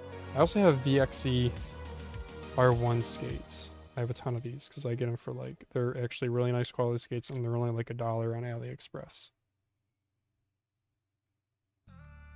Oh, that fits actually pretty nicely for the front one. Yeah. Yeah, we'll do that for the front one. How about for the rear one? I don't know if this will fit for the rear one, but let's try it. Oh, that fits quite nicely also. There we go. The VXE R1 skates are the solution to everything. They do cover these little holes I made here were for dongle storage, which I clearly am no longer going to use because it's covered up now, but there you go. And why don't we clean up that center hole? Cut or melt slot into the button. Yeah, I was thinking about that. I have it like assembled back now. I guess I could real quick. Would you guys want to see that? I also don't know, this is wild, but like Armor Opticals in this feel kind of... No, they feel okay. I wish they had more feedback. But they're okay. I could take it apart and do that. I also could try to do it without taking it apart. But I think I gotta cut a pretty deep groove into it, so... You know what? You've inspired me. Thank you, Mr. LKL, for the suggestion. I will just go ahead and do it properly. So we'll pop off that skate there. And take it apart. It's only one screw. Log piles in chat. Hey, Flangy, surprised to see you aren't streaming Battlefield 6. Yeah, I don't really want to spend the money on it, but more importantly, it's the, I don't know. I have friends who bought it. I'll play with it. If anyone else has it or wants to play, maybe I'll try it for a couple hours, but I'm really worried about the motion sickness problem that I had during the beta. I also did not, I still don't, I don't know, maybe I gotta warm up to it, but it also was not my favorite Battlefield experience, so. Like, it's a fine game, but I wasn't, like, blown away by any stretch. Like, I remember the first time I fired up 2042, I was like, wow, I don't know any of the maps or any of the guns, but I like how fast this is.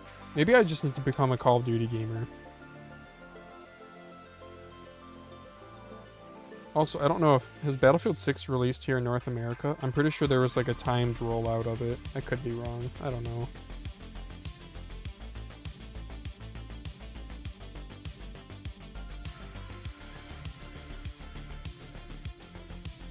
I could stream it.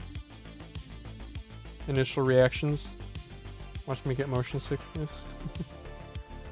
Okay, here's the button that we got to. Melting sounds kind of interesting. I actually might want to try that. Should I test it out on something else plastic first? I could. Oh, is there a different tip I should use though for like melting a... Because I could cut, like, my initial reaction is to cut a groove in it with the X-Acto knife, right? But I think like a solder tip, like a melting a solder...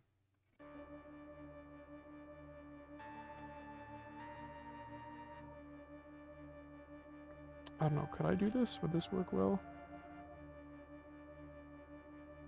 I think that could work well. I'm actually going to use my default solder tip on this. I'll try that. But I need a better way to grip it. Knife tip for soldering iron. Yeah, I don't think I have one. I have... This one's kind of pointy. But I actually think I want it... maybe I should. I already turned on my iron now. Now it's hot. No, we'll try this way.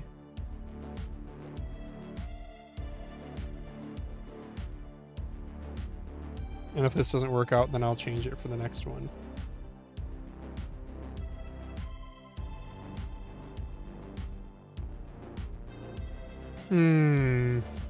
It slides back and forth that way, so I want it to go this way.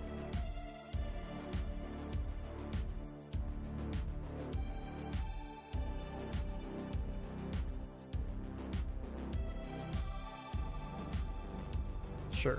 It's not pretty, but it's a groove. It just flung out at me.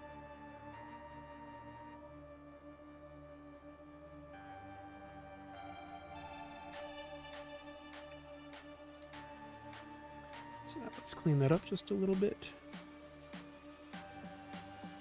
I'm sorry, you guys are not going to be able to see this too well. But that's what I got to work with.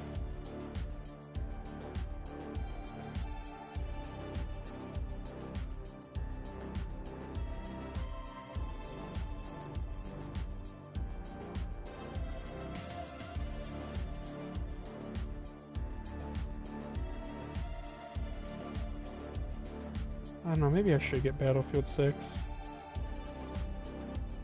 I want some friends to play it with, though. I don't know. It was pretty cool to have Daz play the beta, because he and I really don't play games together. He really doesn't game that much, I don't think. I think his free time is pretty much mouse testing.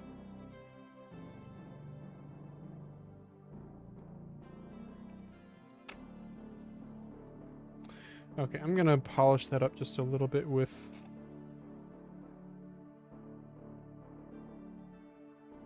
this here.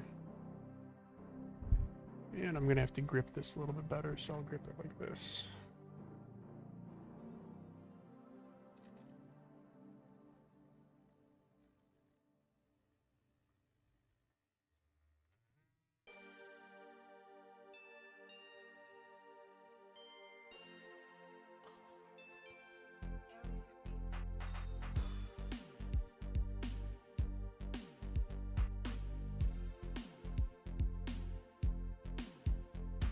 Yeah, it's not pretty, but it works. Alright. Yeah, that was just a wire bristle brush on a Dremel, on a cordless Dremel.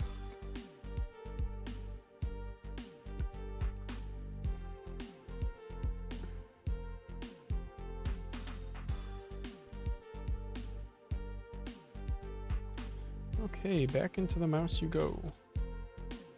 Yeah, those VXE R1 skates work pretty well, huh?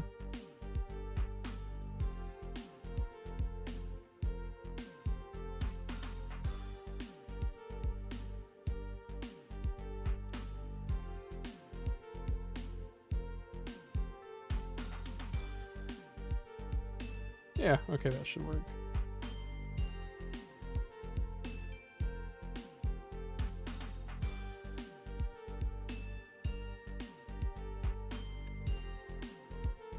The PCB is like paper thin. Feels like you're gonna break it when you put it back into the mouse.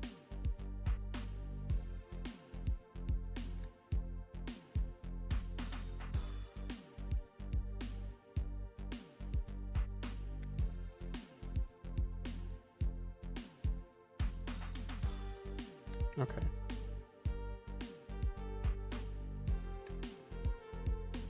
Okay, I can get to it with my fingernail now. It's still like, I don't know, dare you these? It's like a long throw. It's like the switch doesn't feel very good. It's kind of mushy. It's like more of a slider than a switch.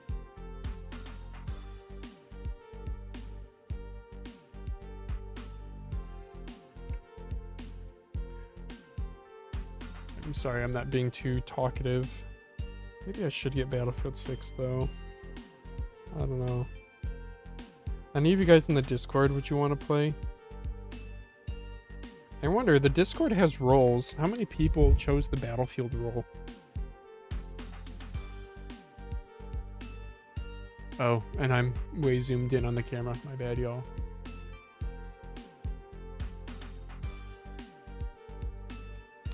Let's see. Switch to the Discord, and we go to... Oh, did anyone else join? No. Okay, this guy has not selected a... Is he a bot? He hasn't selected a... He hasn't completed the CAPTCHA. His name's White. Interesting. Well, I don't know, dude. You've been a member since 2016. I assume you're not a bot. Let's go to verification. Battlefield has 10. So Counter-Strike has more. Oh, I don't have a Valorant one. Whoops. I probably should have a Valorant one. So the finals, aim training, and okay, Fortnite's the least popular. Battlefield and finals are okay. Yeah, it's not a Battlefield Discord.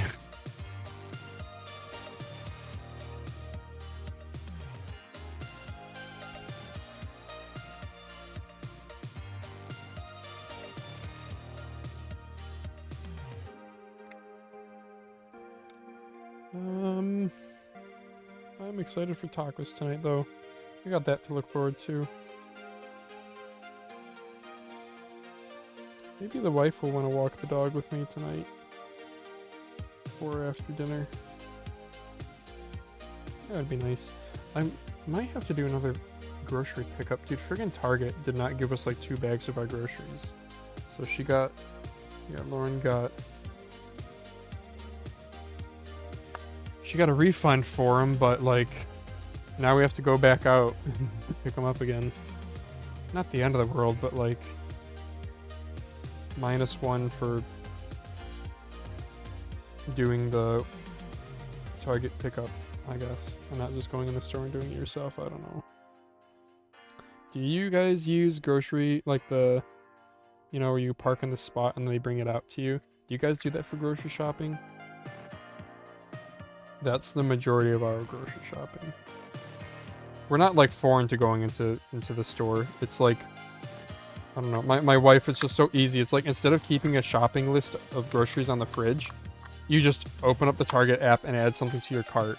And because you generally like eat the same foods, it's really easy to just re-add things to the cart that you've previously purchased. And then you just hit buy and then you just drive out there when it's ready. And you don't have to shop around the store.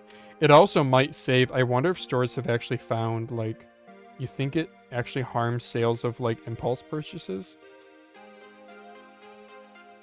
Like, are their sales down in, or, you know how the their cash register always has all the impulse buys, you know, the candies, the snacks, the mints.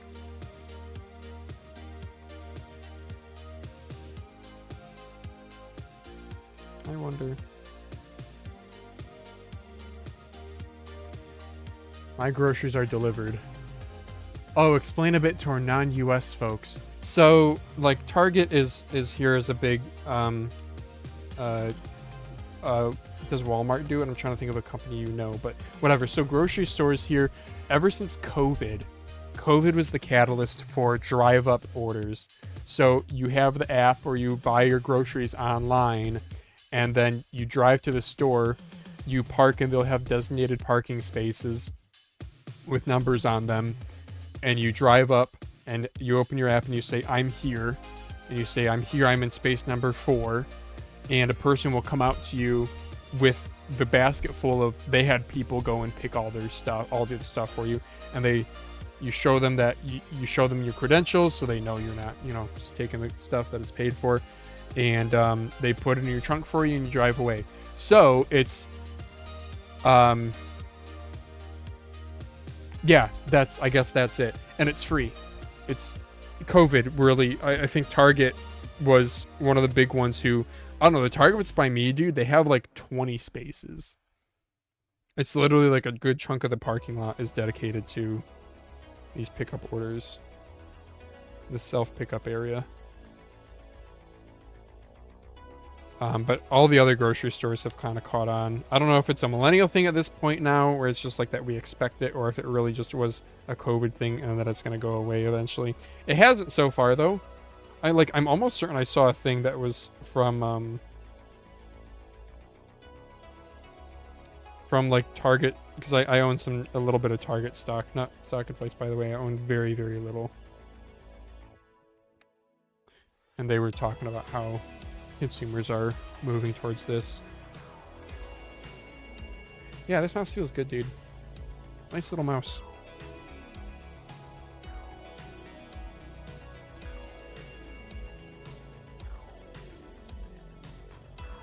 Alright, off. My dongle storage, I got no dongle storage, but there you go. There's VXC R1 skates on a sanded flat bottom. Pretty cool. Oh, she's flexy, though. Classic dare you, A950 wing. So flexy.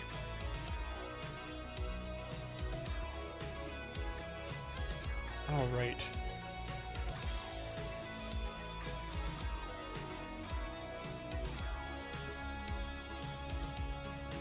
Next mouse, what time is it? 4 o'clock?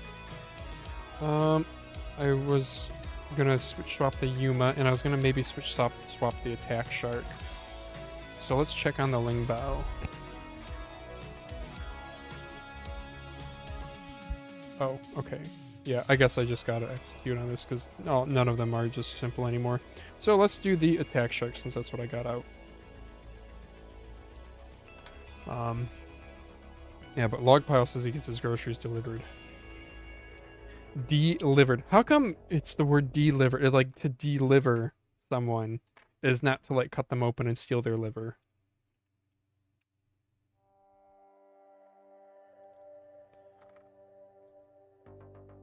Attack Shark flat base looks good. I bet you VXC R1 skates are going to work on this guy too.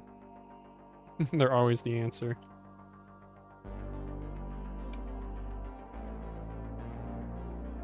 And I will also melt. I'll have to melt into this one also.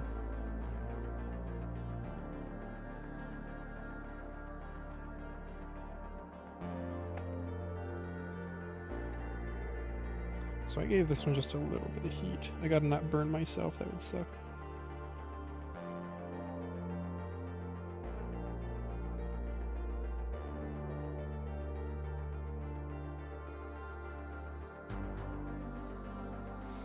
Yeah, soldering iron burns kind of suck because it's like really high temperature and really focused. I mean, I don't want to make a big deal out of it. I'm just saying that they, like, yeah.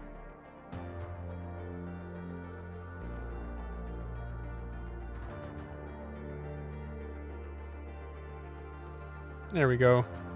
Again, not pretty, but functional.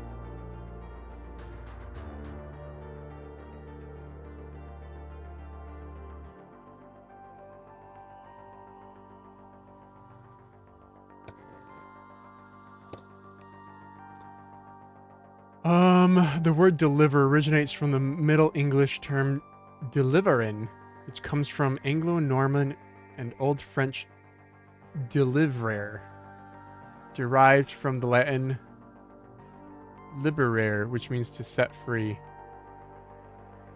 This Latin root is formed from di, meaning away, and liber, meaning free.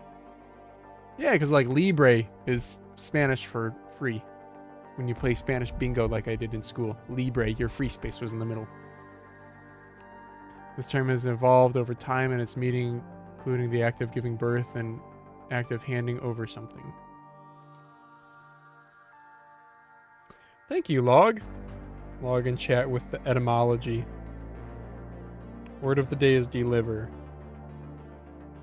So we got to come up with a new word for stealing somebody's liver that's not deliver. I mean, guess you could use the word deliver. You're setting their liver free. Where does liver come from? Where's the word? That's the real question is, why do we call it a liver? Because you need it to live?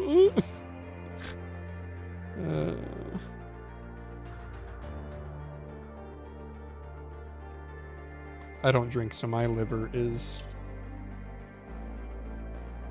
a weak little... I was going to say, my liver's healthy, but I'm going to be like, no, my liver's weak. It's not used to drinks.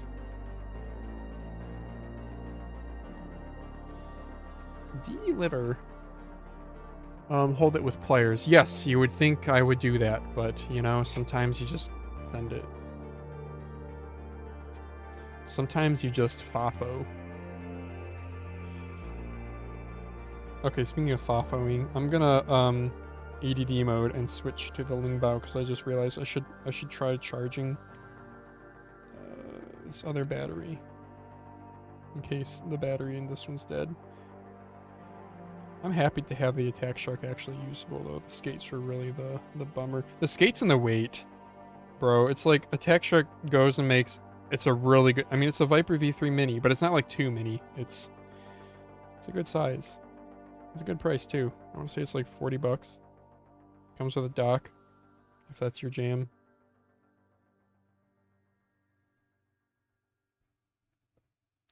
Yep, black thermistor red, black thermistor red. Okay. Double check, black thermistor red. Triple check, black thermistor red. Okay. I plug it into the connector that says BAT1. And we turn it on. No LED. Bluetooth mode? No LED. Maybe there's just like no... Brother.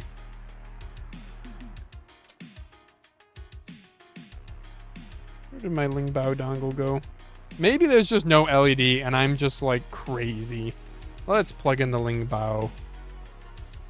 I'm sorry, this is my Windows sound. Sorry, y'all. That was me. I got too many mice on my desk, and I don't know what Rapupu dongle this is. I think it's the VT3S. Yeah. Okay. Okay. So the Lingbao is plugged in. Turn it, I think up is on. Okay, maybe down is on? Nothing. Brother. Is my Lingbao really dead? That really sucks. I really like this mouse. Oh. Lingbao is the character in Firelight from the Zero folks playing that game.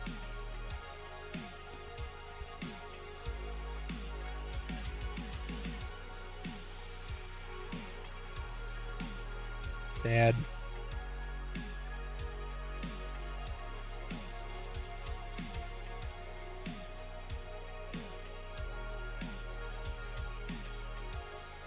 Yeah, it's not charging.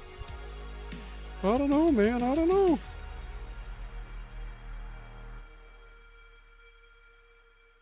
Well, let's move on to the attack shark. So the attack shark.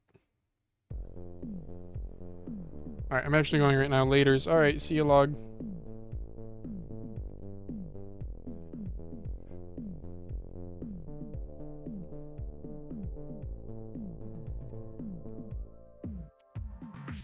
I do kind of want to go play games. I want to go play Battlefield 2042. I want to not think about, I don't know.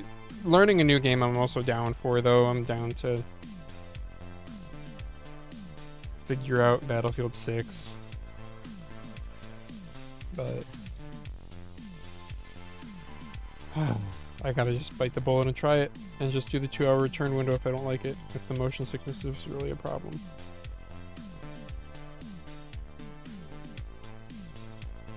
Yeah, I think I made this like too glossy. Isn't that funny? I'm crazy. I'm so like ADD, I guess, with this. I don't know. I'm not diagnosed, so I don't know. I might be. Actually, but I don't know. I'm not going to self-diagnose. I know nothing. That's like a major discussion point in this day and age, is like the increase in ADHD and autism and stuff, and one of the counter arguments is that there's an increase in not necessarily an increase in the condition, but there's an increase in the definition. You know? It's like how, what is it? They're like, you know, if 3% of the 2% of the population, I forget what the number is, of the US population is gay or whatever, but back in 1906 it was 0.03%. Like, where do they all come from? And the thing that's pointed to is that it's not reported, because they would have gotten beaten.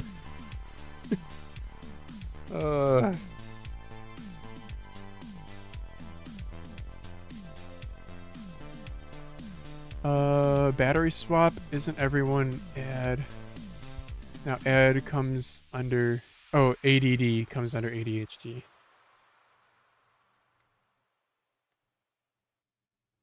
Yeah, I don't know. What's the difference between ADD and ADHD? I don't know. I do know people, like in my family or friends or classmates who were diagnosed. But I don't know what the difference is. ADHD versus ADD. I could Google it, but here I am sanding a mouse. Very important work I'm doing.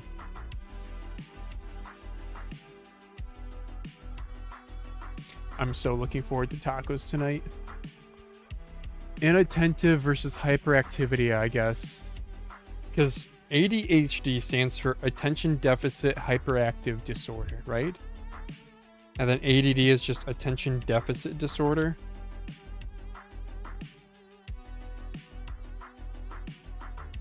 I don't know. Somebody I know was recently diagnosed with ADHD, I think. Or ADD, I don't know. And this person told me, hey, you should go get tested too. Like, I know you pretty well. And I was just like, eh. I would need to have a reason.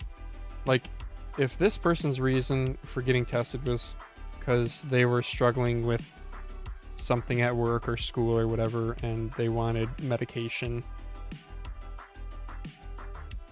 then yes, you need to get diagnosed to get the medication, right? But me, I don't really feel like if I have it, it's not an issue. I don't know.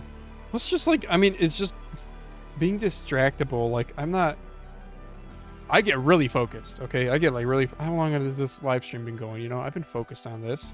Now I was like not deciding which mouse to do, but that's because I'm just trying to think of like what you guys would rather see on stream, because I don't want to bore you guys too much. I know my streams are not that interesting, but it's just like a lot of repetition. Look at me sanding this. I hold the sponge and I go back and forth. Wow. So I'm not at all like objecting to going and getting tested if that's like what, if you're seeking treatment or whatever. But me personally, I just don't really have a motive. Like, let's say I went to a doctor and they said, yep, you have this, you're entitled to Adderall or whatever it is. Would I do it? I probably wouldn't take any drugs. I'm like, I don't know, I feel like my issues in life aren't related to that, so I don't know. If anything, I feel like I hyper focus on things too much. So, whatever. I do also have another friend who was diagnosed with, I'll leave it vague, but a friend was diagnosed with something that, mental, you know, just a condition kind of like ADHD.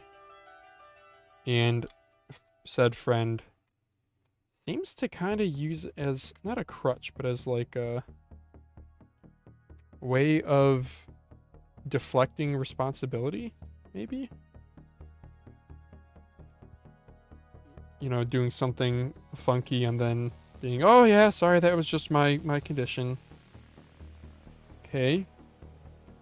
It's not a crutch though, like not an excuse. Like, I guess it's important to tell the people around you about it, but like, at what point is it like, I don't know. And said friend also had a, I think really likes attention too, which, yeah, not my jam.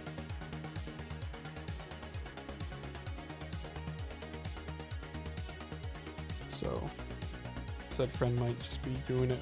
I mean, I'm not saying that, I mean, a friend got legitimately diagnosed, so the doctor knows better than me, but don't know if friend takes any medication or what her motive, his motive was to. But, whatever. I guess I'm happy I'm healthy, I guess. Healthy enough to not feel compelled to seek out treatment.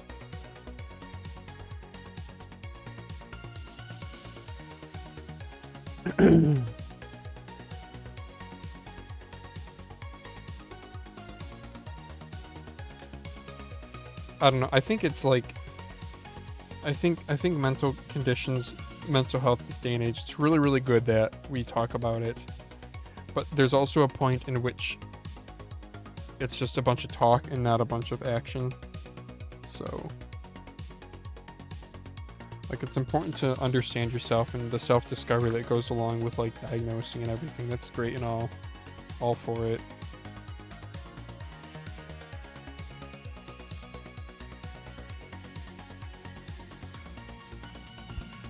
Oh, dog, where are you going? But also, we don't have to go around assigning, I don't know, like, the friends that I have, I don't know, I don't feel the need to, like, assign them labels based on what they've been diagnosed with. Like, to me, they're just, like, my friends. And if, like, one person's more hyper, or one person's more moody, or one person's more slow, it's not like, I'm not like, oh yeah, they have that handicap. No, it's just like, they're my friend and they're just kind of this way. I don't know, maybe I'm a more accepting person in that regard. And I don't really, like, care about the label as much as just the person. And I see the label as more just like a means to an end if you were seeking treatment or seeking help or understanding. And for me, it's more just like, okay, well, if your condition makes you a crappy person, then I don't really care if it's a condition or not. I'm not going to hang out with you.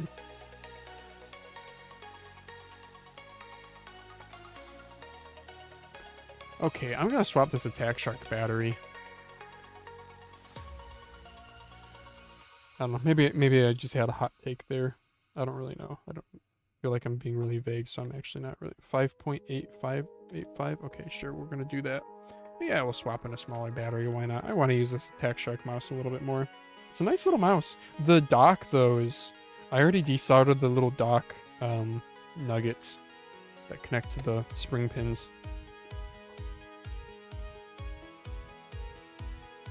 Black thermistor red. Look at that. 250 milliamp hour. We're only going to drop like 2 grams on this, but why not? Oh, where did I put my marker?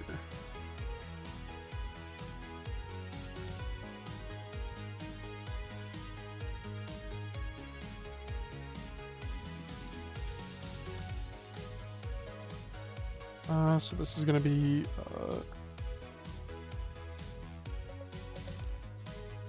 Attack Shark X1, and this was 5.83 grams. Not my best work, but that's okay. And let's tape that up just so it doesn't go away.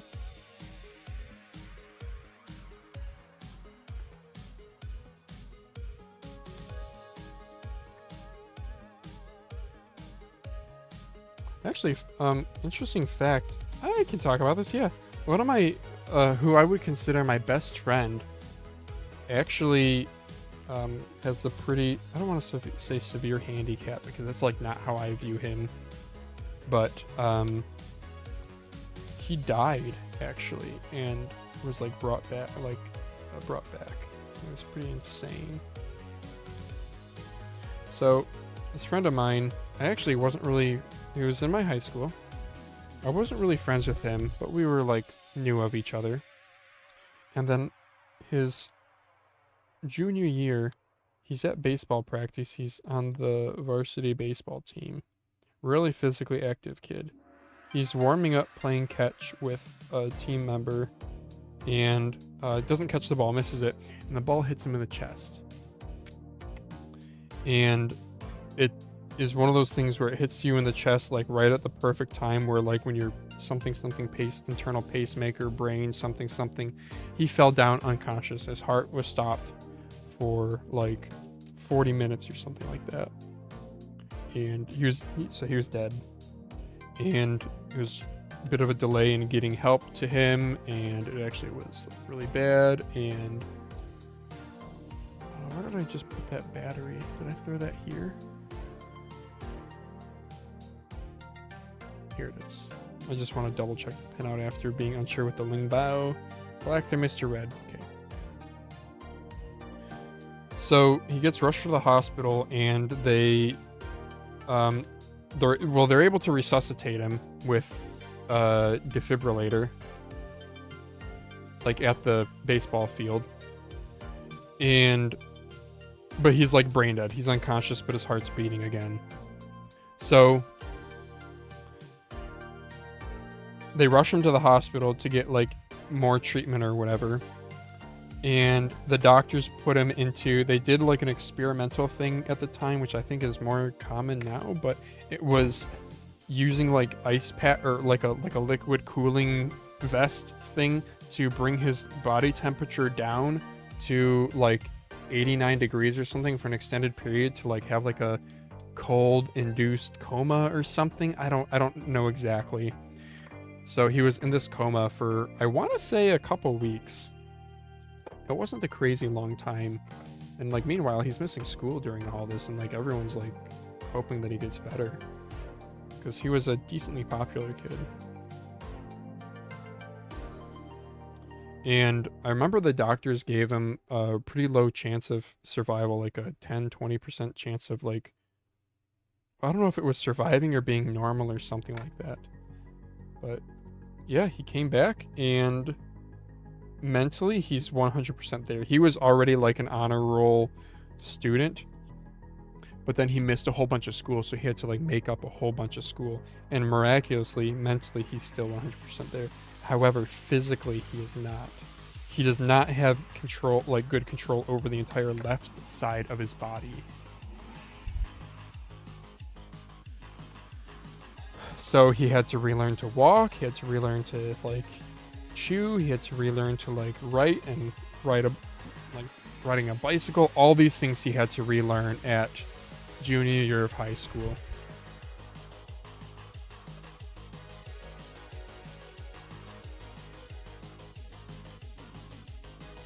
But yeah, miraculously, mentally, he's still 100% there. So he ended up graduating in the top 10 of our class, which is really incredible.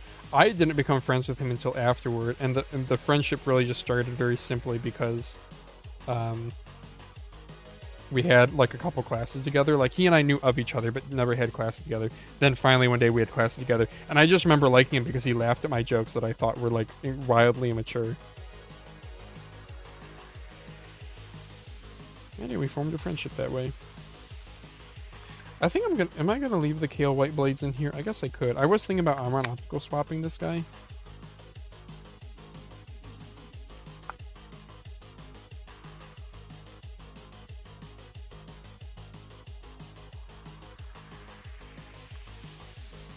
I'll try it. I'll armor and optical swap it. Why not?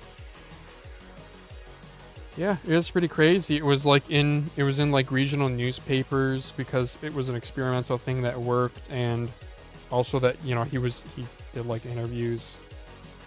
He's doing well these days. I mean, again, unfortunately, like physically, he'll never be the same. He did all this physical therapy, and it still is like life's hard for him. I think about him all the time. He lives like a good 50 minutes away from me, so like we don't see each other as much as we used to. We used to hang out with each other all the time. His parents had a pool, and I'd always just hang out there. Yeah, really good kid. Yeah, he's married to his high school sweetheart, damn near middle school sweetheart.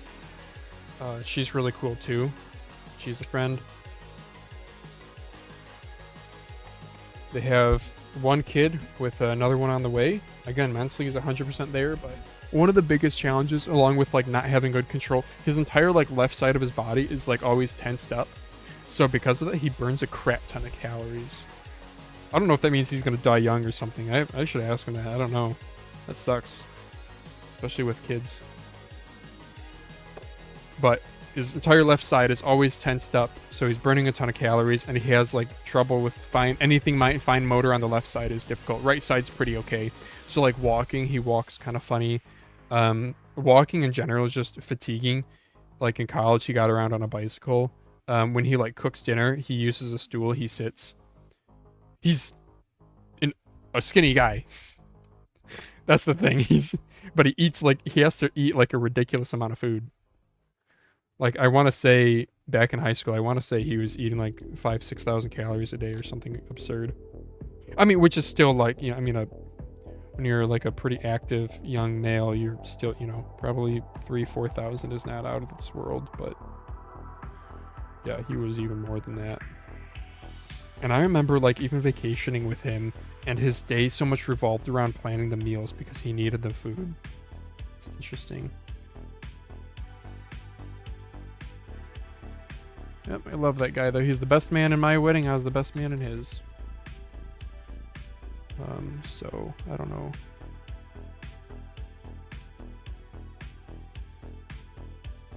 It was funny too. His parents were like, so again, we didn't become. That was like the accident that killed him was Valentine's Day of our junior year, and it was our senior year that we became friends. So I remember afterwards, and I chit-chatted with his parents a lot. Like, I think his parents were even invited to, his mom's invited to our baby shower, I think.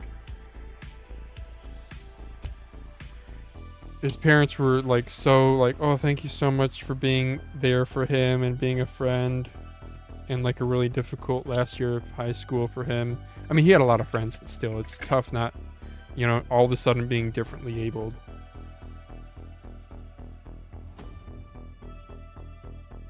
And I was just like, yeah, I mean, I'll gladly be his friend, lol, thanks. I'm just glad he has a great sense of humor. Like, I don't... So I guess that's interesting. Like,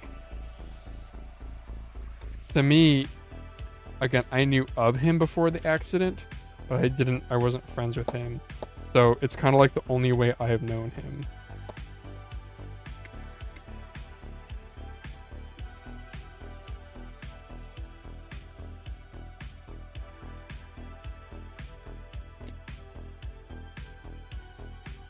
Yeah, he's a good guy, though. He's good with money. He loves his family.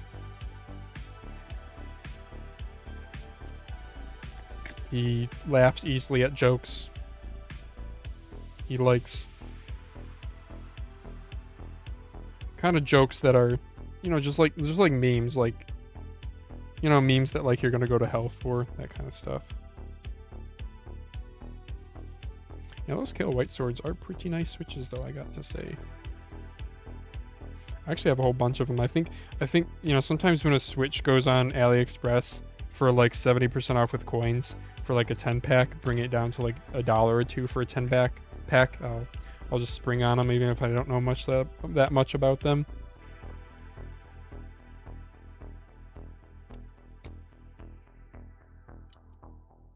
What approximate year would that be? The accident would have been our junior year, which would have been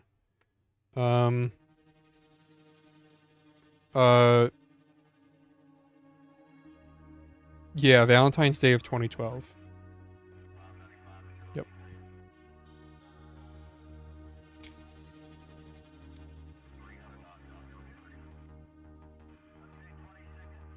Yeah, I should ask him, like, if... So that's the most of his adult life has been this way. Like, I remember early on, I mean, he was in such good spirits. I mean, if you would ask him about it, he wouldn't beat around the bush and be like early on, he would be like, yeah, it sucks. He's like, it's life-altering, it sucks, it's unfair, blah, blah, blah. But he was never whiny about it. He didn't, if he got depressed about it too, he didn't really show it. He was just, oh, I don't know, it sucks, but gotta keep putting one foot in front of the other, so what are you gonna do? He's a very practically minded person. He has a undergrad in mechanical engineering like me, and then he has a master's in like energy systems or something. So think like he's actually working for an energy startup right now that does like batteries for the grid, for the electrical grid. He said they were hiring, so I actually sent over my resume. I'm happy at my job, like happy enough. Like it ain't no mice job. I'll tell you that much. I would gladly rather work on mice. But my job is like, I don't just want to say comfortable because that just makes it sound like lame. My job's it's a good employer. And I'm a good, like at the company, I'm a good fit for the position. Personally, I kind of like more from the position. I'd like a little bit more challenge, a little bit more innovation, but the industry's old, processes are old, people don't really want to change. It doesn't make sense to change when things are already well figured out, so that's kind of where the industry that I'm in is at.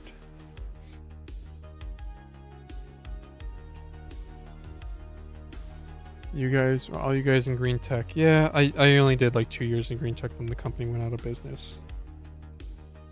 You can look it up. Since I only have 4 people watching, sure, I'll say where one of the places I used to work at. You can look up the stock ticker AMMPF. AMMPF.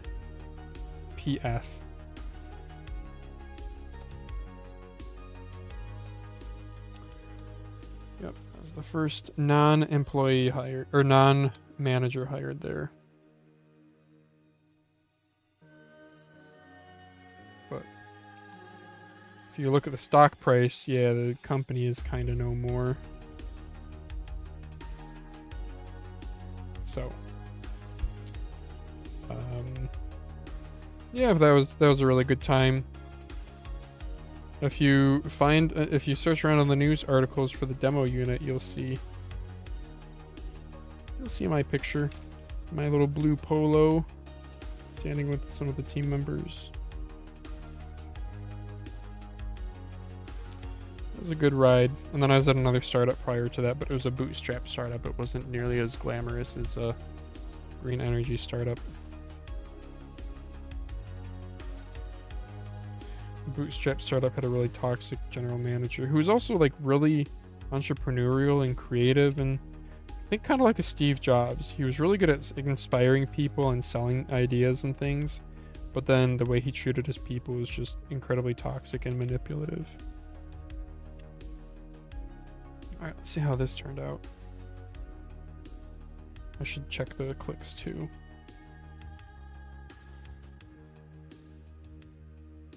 But the green energy startup, that was one where it was like, it was really ran really well.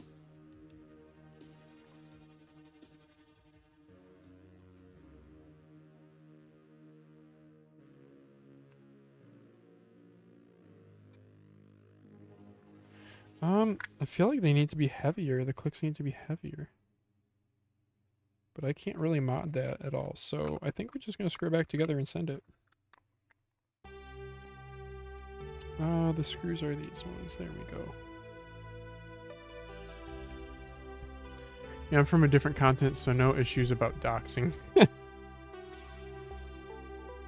Yeah. There's a very... I won't say it, but there's a very easy way that, like, any of the people in the mouse space... Oh. Yeah, anyway. I don't want to say anything because that's not fair to other people, but I could very easily be doxxed. I mean, I have an eBay page. But I think the job stuff is... I wish I could talk about it a little bit more.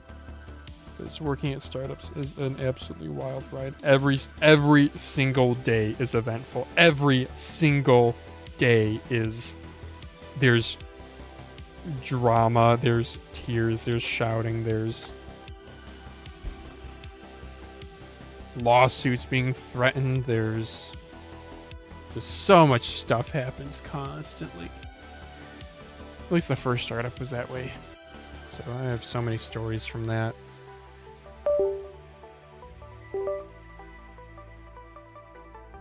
Okay, let's see Attack Shark. Let's see you turn on and work.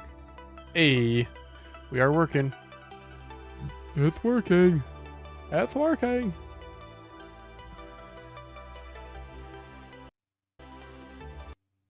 Good. Right and left mouse both work. All right, let's throw some skates on this sucker. Are we gonna do VXC Mad R skate or R1 skates again? Maybe. Oh, I also have Sora skates.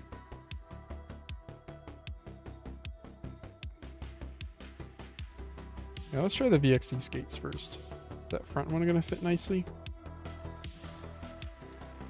Oh, I was gonna cut it out to try to turn off the soldering iron. Don't need that on. Every once in a while, I wake up in a panic thinking I left my soldering iron on overnight. I've done it once before. I mean, it was fine, but I probably oxidized the crap out of the tip. I had to rub that down, but not the end of the world. It just consumes a lot of power. I think that's the part that scares me the most. Well, that, and I guess the potential of a house fire, though I guess it's unlikely. You need something combustible nearby. I'm pretty sure, I thought this soldering iron had like an auto shut off too, safety shut off, I guess not.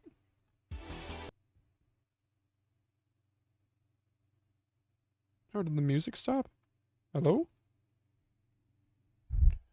Music, what? Oh! Because I have the mouse plugged in and I'm clicking it. I'm brilliant. Why not use X-ray pad stuff? Both subs are quite adamant about it. Oh, I don't, bro, I spend very little money on skates. The VXC skates that you see here, these are pretty much X-ray pad skates. They're really nicely contoured. They're nicely cut. Good adhesive. Smooth. Don't require a lot of break-in. And I paid like probably 80 cents for them. I do not buy aftermarket skates. I own way too many mice. If I had like one mouse, I would try it with a bunch of different skates. But I am too much of a mouse nerd, so I try different mice all the time. And yes, that doesn't make sense for me, unfortunately. It's a good question, though. The only aftermarket skates that I have of any like brand significance are ones that come with, like when I buy a mouse used.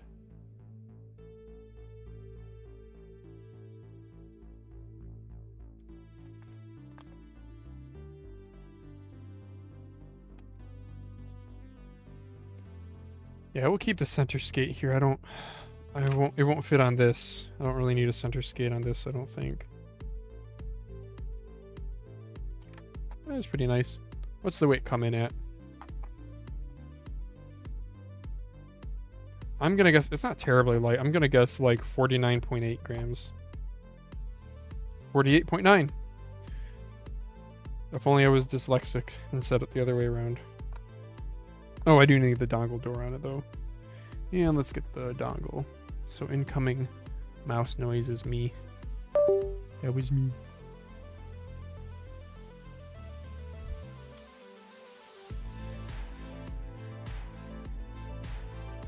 Well, that one worked out pretty well. Yeah, nice flat base. Some bigger skates. Should do a little family photo for Schwamper, showing all of them that I've done today. Let's do the I want to check the Lingbao PCB. I'm gonna try plugging it in.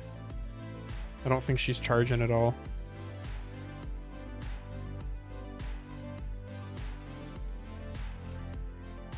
No. Let's try plugging it directly into the computer.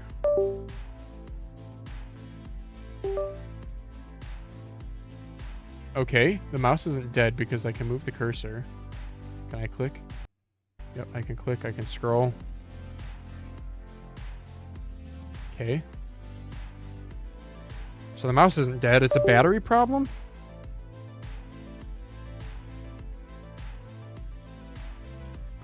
Okay. Well, bear with me, I'm going to... Ooh, let's plug in the Cougar. Cougar.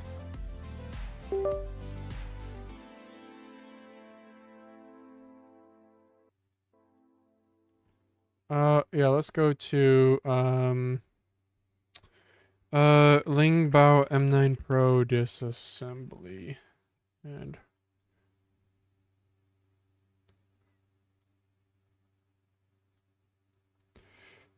I think I have my post here, so let's just double check the battery. Oh, that's right, it's not going to show us. Well, it is going into this connector, and I have red as that one all the way over there, and when this plugs in... Whoa, dude, I have the pinout flipped around? But I used this at work, wireless, after I modded it. Huh?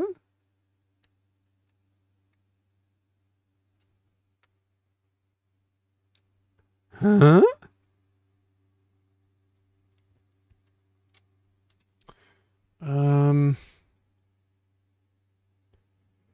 I went BTR on this.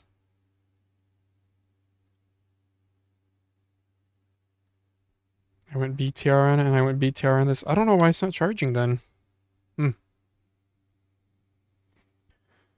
Well.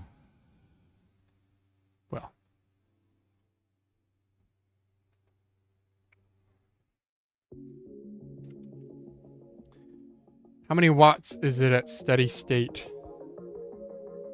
It's 150 milliamp hour at 3.7 volts. Isn't wattage just multiply those two together?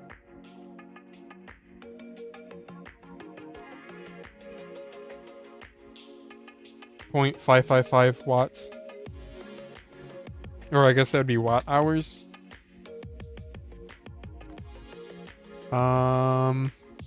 I think I have those Lingbao batteries somewhere. Oh goodness, where though? That is the question. But I could try plugging in. Oh goodness, what box is it? What color box was it? Going through my pile of boxes. Oh, here it is. That's right, the box looks like a fake G Pro X Superlight. See that? Oh, they went with the font on the side, and then the like specs on the side too, kind of like the G Pro X Superlight box. M9 Pro wireless. Yeah, here it is. Here's the battery. So that's actually one use I have of boxes. Whenever I mod stuff, I put things back into the original box. Okay. So if I plug this in, and I plug this in. Son of a gun! LED is flashing. Can you guys see that?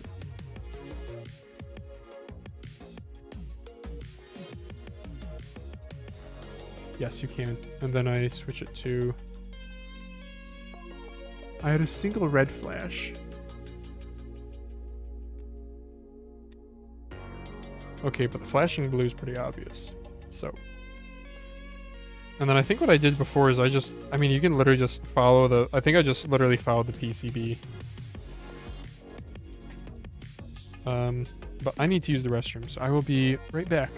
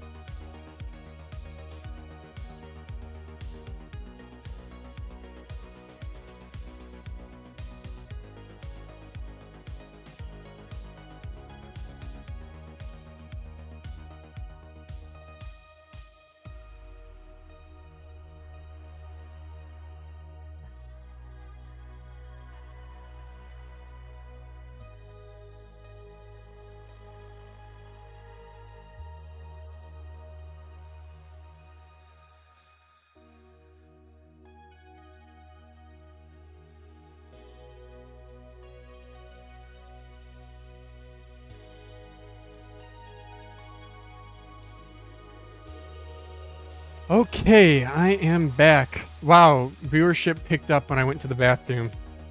Brilliant. Me Sweet X, hello. Good to see you again. It can't be that much power. I'm at the soldering iron. Oh, yeah, my soldering iron, I think, I don't know, the part number is JK968 soldering station. It's yellow. My Cube or something is the brand. I don't know. Chinese shit. I want to say it's at 1,000 watts, but that's only when it's warming up it's going to actually pull that, right? Okay, so did I just... Bro, I don't know how this worked because I use this mouse... It's got to be a battery issue. It can't be a pinout issue because I use this mouse at work. Ow, that was sharp as heck. Huh. So...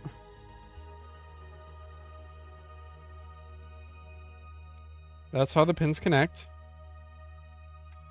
Should get this screw out of here before I short the battery. Get out of there.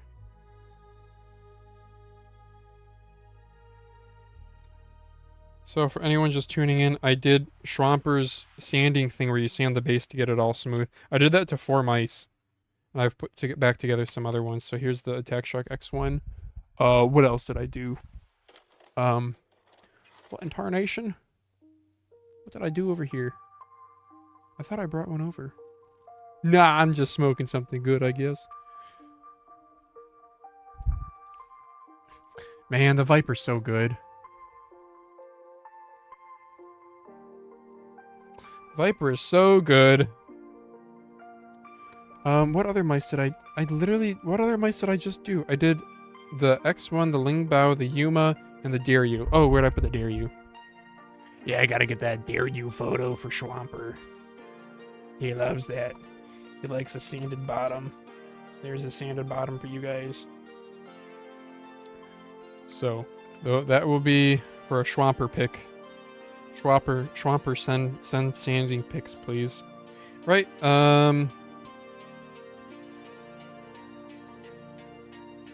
yeah, brothers, I have the pinout right. This is 3.7 volts. Should I crack this open? See what it looks like inside? It's a 400 milliamp hour battery. But that's,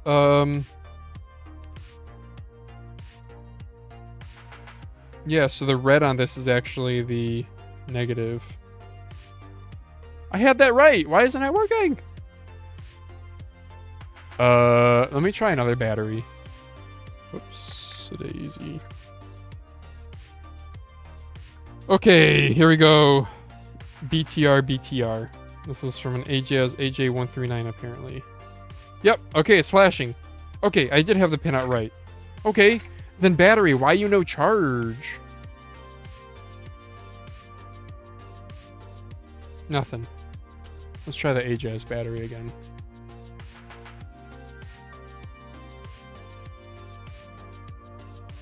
Okay, if I plug this in, I'm walking off camera. Wow. I plug it in. The blue LED goes away. Do I get any sort of charge LED? No charge LED. Okay.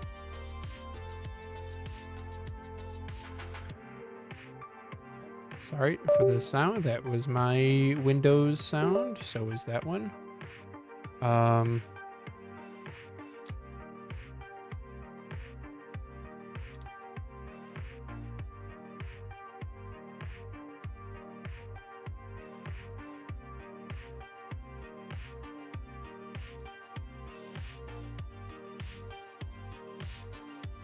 Okay, yeah, it works with this AJAS battery, but then I go to charge it and it does nothing.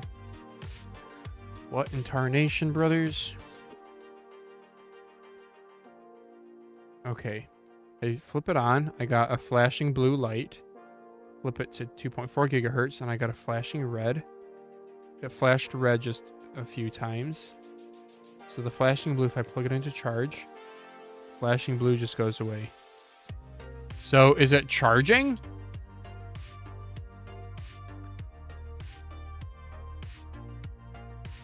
I don't know.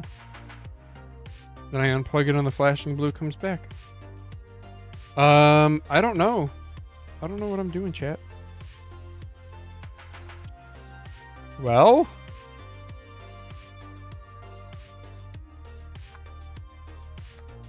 so I have the battery pin out right. I just don't have...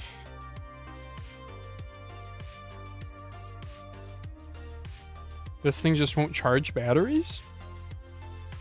But that doesn't make sense because this, unless this thing has like some sort of logic in it, it shouldn't care.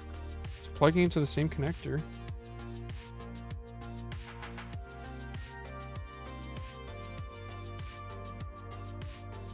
Multimeter the batteries. Yeah. I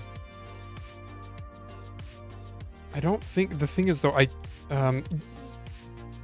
at this point, I'm not too concerned about the batteries. I could go grab my multimeter, but I'm not too concerned about these batteries.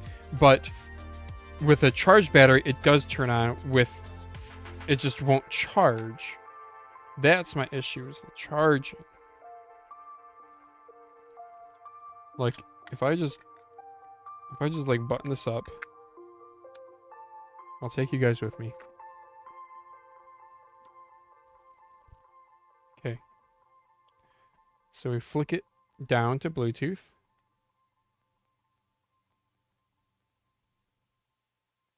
Flashing light. Why is it flashing pink? I don't know. That's the red flash that I get when I'm... Oh yeah, you can also see the laser, the infrared. So right, we got the flashing Bluetooth trying to pair. So... Flashing Bluetooth, trying to pair. I plug it in. Flashing stops. Flashing resumes. Flashing stops.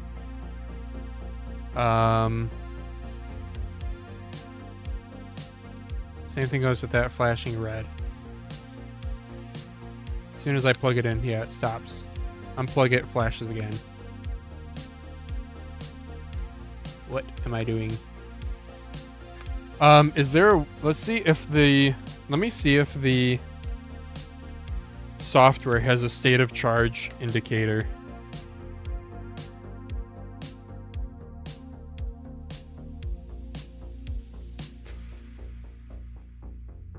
Check the charge current.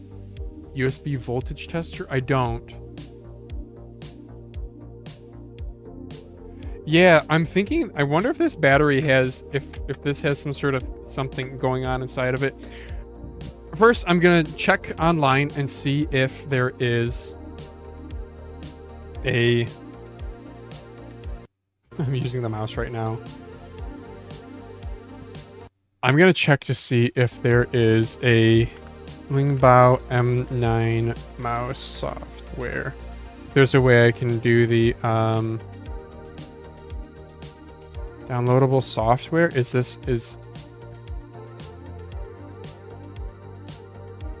Nope. Okay, wrong mouse. But it's also called the Pro...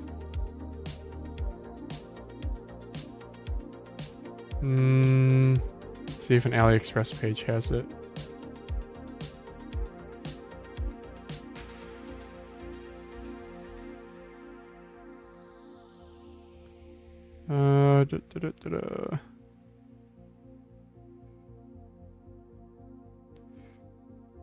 Lingbao M9 Pro. See if one of these sellers has information on where to download. I guess I should just open up the manual. Old school. Go into the manual inside the box.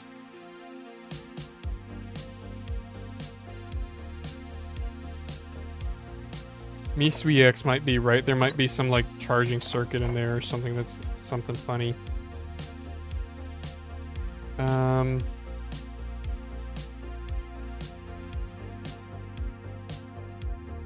The red light blinks slowly to indicate that the mouse power is too low. Please charge it in time.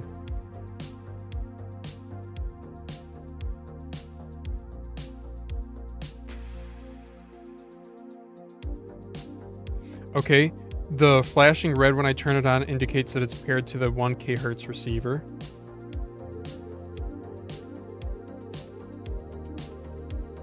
Interesting, do not use fast charging mobile phone chargers.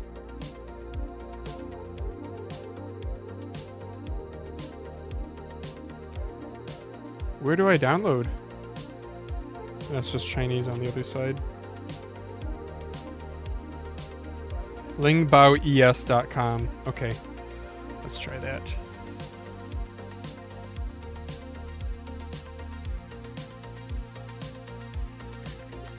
Lingbaoes.com.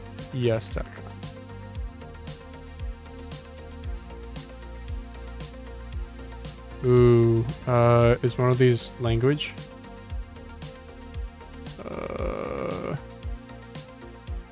I can't translate.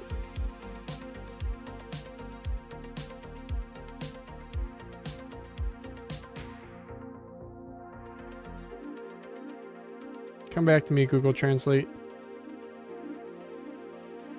Please? Translate to English. There we go. Jeez. Yes, please. About us. Contact us. Okay, product center. And M9. That's this one.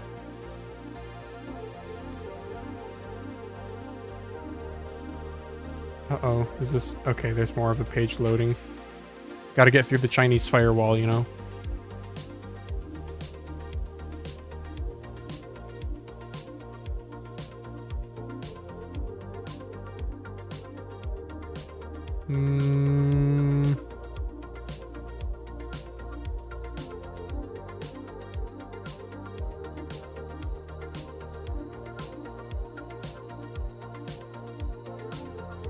I don't know what all this says.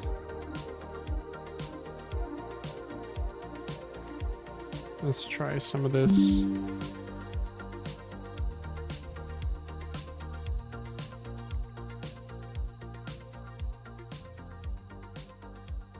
Okay, price description.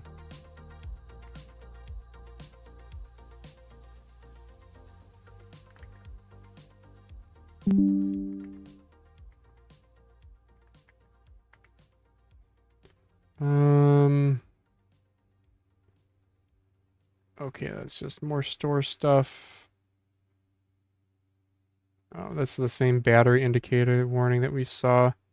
I want to know where to download it from. Oh, drive download. Oh. M9 Pro. Jeez. There we go. Sure. Let's download this sketchy thing.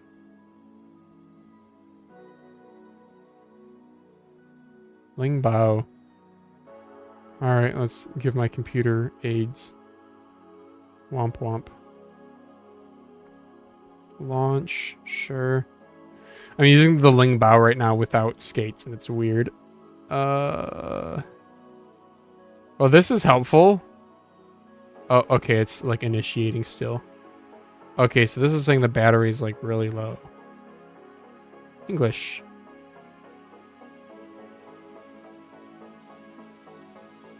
Those are import-export settings, I guess. 1600. Sensor mode, let's do low power mode. LOD, motion syncs on by default. Oh, now the battery is saying full. Okay, so if I plug you in, what do you do?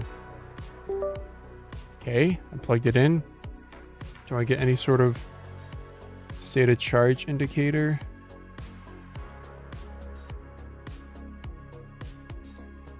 Don't think so. So I'm like really struggling because I'm actually using it on my hand right now.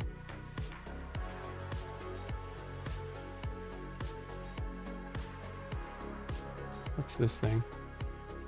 I don't know. Refresh?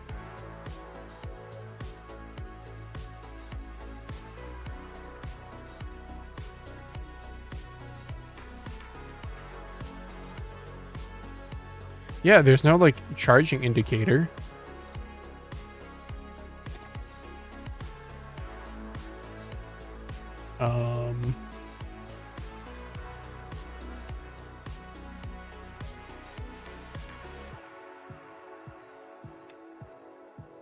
Hmm.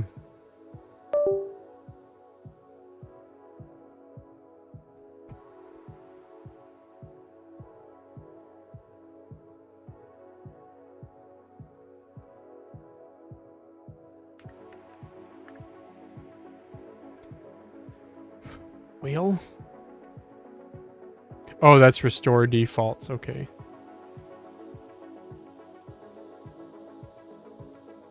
Yeah, that's how it was. Okay.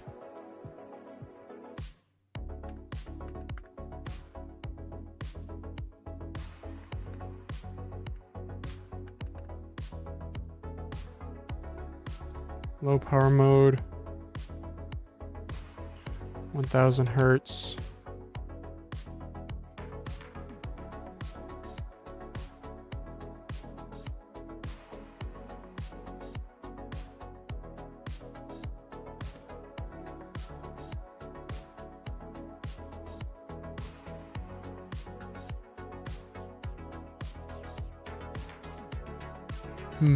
Yeah, the mouse feels funny too. It feels like it's stuck at 800 DPI.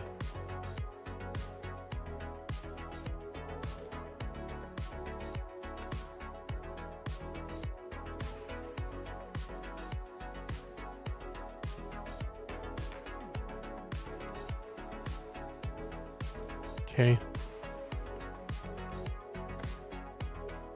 That feels more about right. New wired mouse, I guess. Yeah. I don't really know what to do. So I'll try opening up the... I don't even know if we're playing like OK Music. I do like Synthwave though. Let's do Synth City. I've done this one before. 12 hours! Should be enough. And you guys get a nice little visual to look at, sure.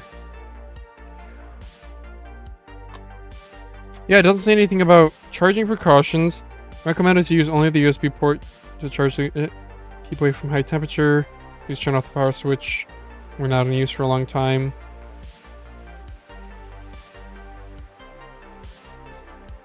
Doesn't say anything about like a charge. I just feel like I'm not getting any charge indication. So I'm fearful that the battery just like won't charge, and I'm gonna have to battery swap every single time I want to recharge my mouse. Let's pry this battery open, huh? See what goodies are in there.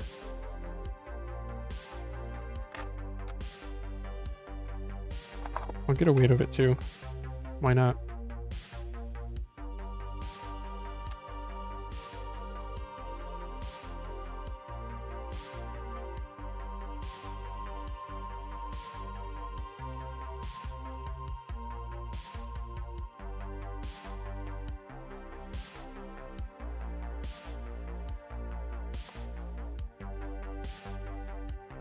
Yeah, this kind of sent me down a rabbit hole, didn't it?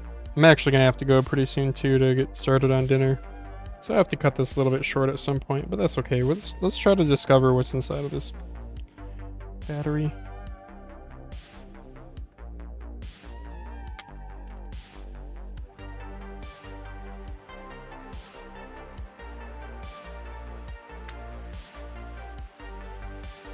Eight people watching? Oh, I can't see. I'm so sorry, you guys.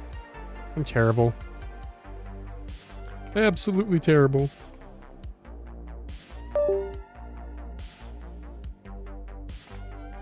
Alright, that's my Windows sound, and there you guys go.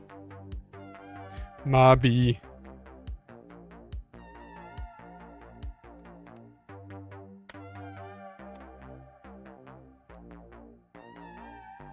There is circuitry to it. Look at that. They really jammed that battery in there, huh?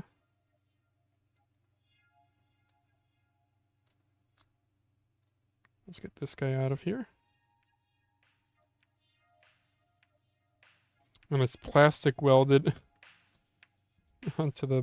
Okay. Okay, so...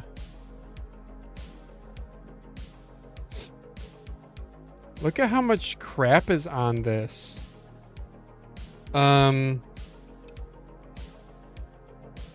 Okay, so there's an LED indicator here, so that actually explains some of the logic, probably. There's even a little teeny tiny controller. 2024, 12/26. Day after Christmas this was made. Yeah, there's a teeny tiny little controller right here. I don't really know what to do though, because man, I wish I could just get a state of charge indication. Is there a way that I can check if the battery's actually charging with a multimeter?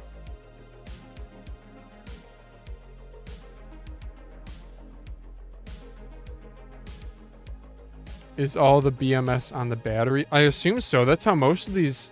Well, actually, I don't know. This one might not be. This battery looks really simple, the PCB up here. Whereas this one actually has, like, 2 little chips on it. I don't know what they do. And some resistors. This battery doesn't have any of that.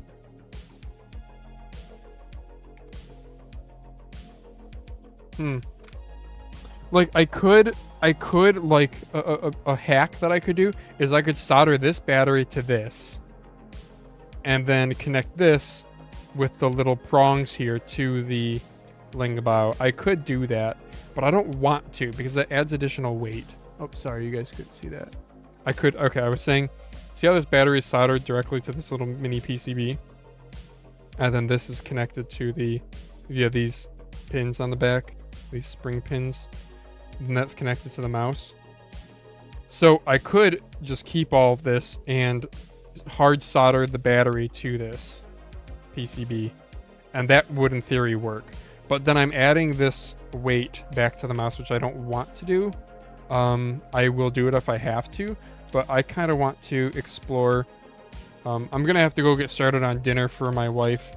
So I think I'm going to end the stream here. I'll post on our Discord the pics of the completed 2 volts is the JST pins output. Oh, bro, wait a second. Is it that simple? Thank you, LKL. Let me get my multimeter.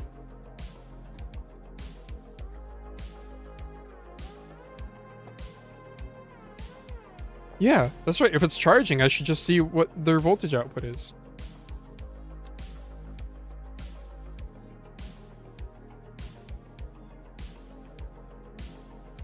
Hi, doggy.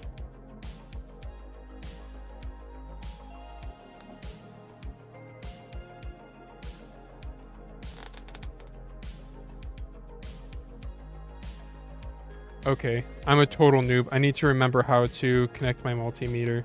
Because I forget, we want the comm and we want the voltage, right? Those are the 2 that I want. Where did I put my phone? Oh, here it is. Yeah, because I should just be able to plug this into the charger and see what voltage the JST pins are getting on the PCB where I have the AJS battery right now.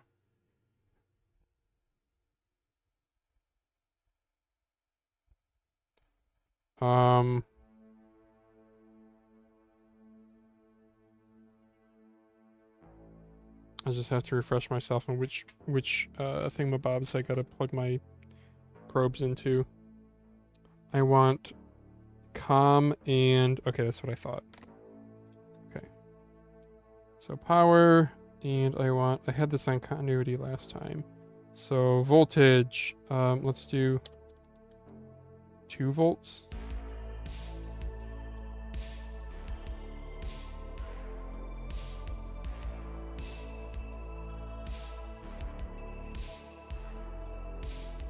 Does polarity matter? I don't know if polarity matters. I really don't know what I'm doing. Is the black supposed to go on the comm? What did this guy do in the pictures? Black on the comm, that's what I did. Okay. Here we go. Oh, I need to actually plug it into something. I'm a freaking brainiac. Okay. I'll unplug my... Sorry, this one camera angle is going to be a little jank for a moment. I apologize. Cool.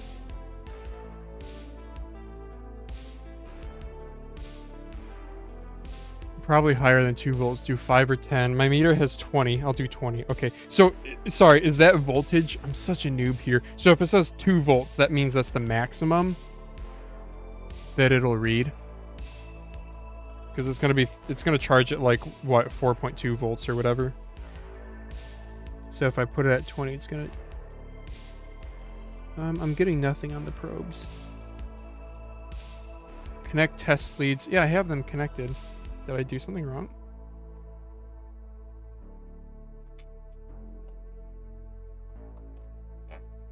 Man, that was such a crappy fit, but they're in there. Mouse is plugged in. Should I test it on this battery to see if this is, in fact, that I have it plugged in right? Yeah, why am I not getting a reading? What? What did I do wrong? Voltage, COM, and...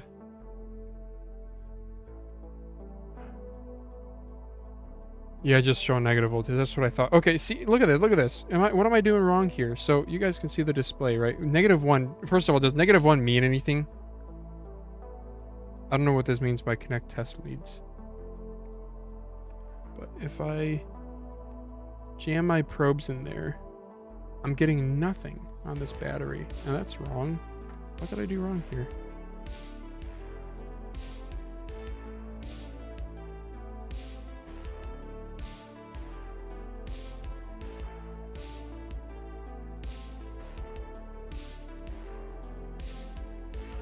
DC voltage. I'm on...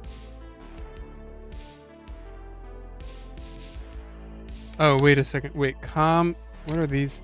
Voltage with a sine wave is AC, and then voltage with the little dashes, that's direct current. So I'm on DC.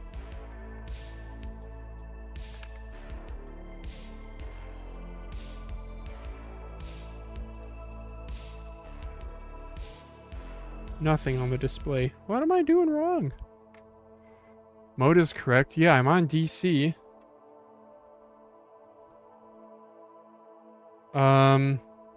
Should I try a different battery?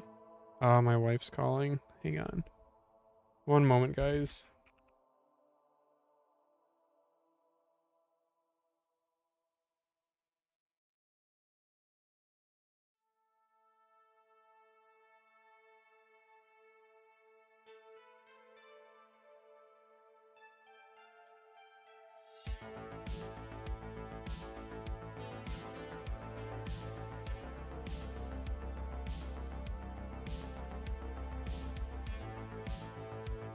What an efficient phone call.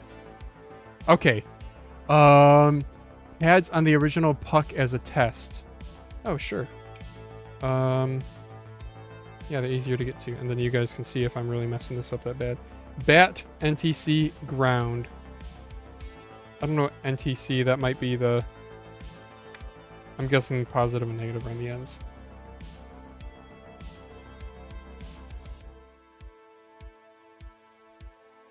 See, nothing. What? I could even do it from the battery here. The red and black on the... Nothing.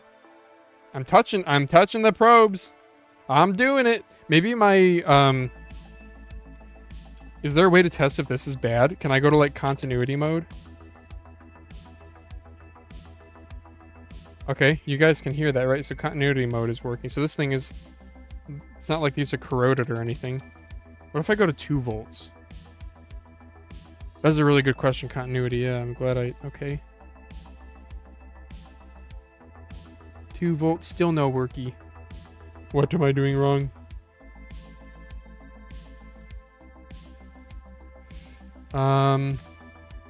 Dang, well, I really appreciate you guys trying to help me out. I'm so noob at this, I guess.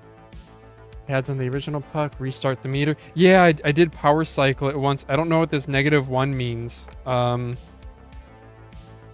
does hold do? Oh, what the f... frick was this hold mode? Oh!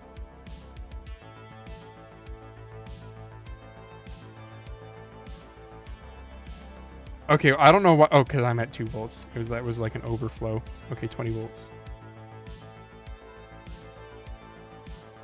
3.9 volts. 3.93 in this one. Oh, it's a hold mode. Okay, back to Z mouse.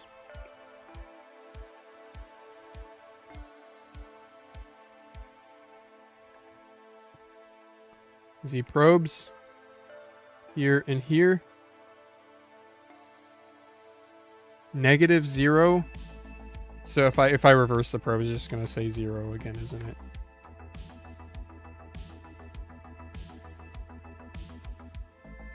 Yeah. Okay, so that means the JST connector is not seeing voltage when this thing is plugged in. You can see this plugged in. This is what charges my my webcam that's on my face over here usually. Sorry, the camera angle's a little borked, but okay, so I am not getting any charge when... Bummer! Okay, I'm probably gonna have to do the little PCB soldering thing. There's some weird logic going on there. But it's funny, because my Aula SC900, I should double check that one. I thought that one is working fine. Let's just check the state of charge of this little battery here. Oh, if I can. Jeez, oh Pete's.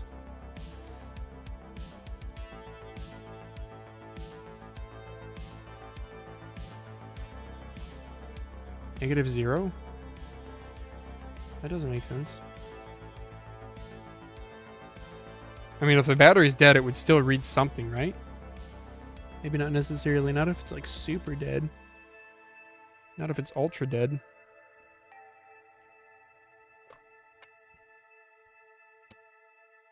Try this one here.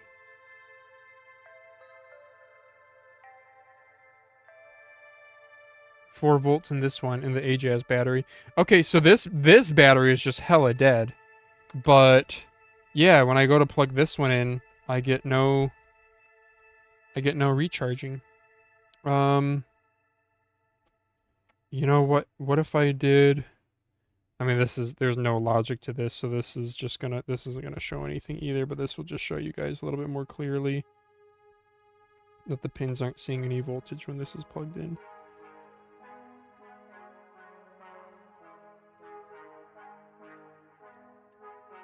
Oh man, I suck.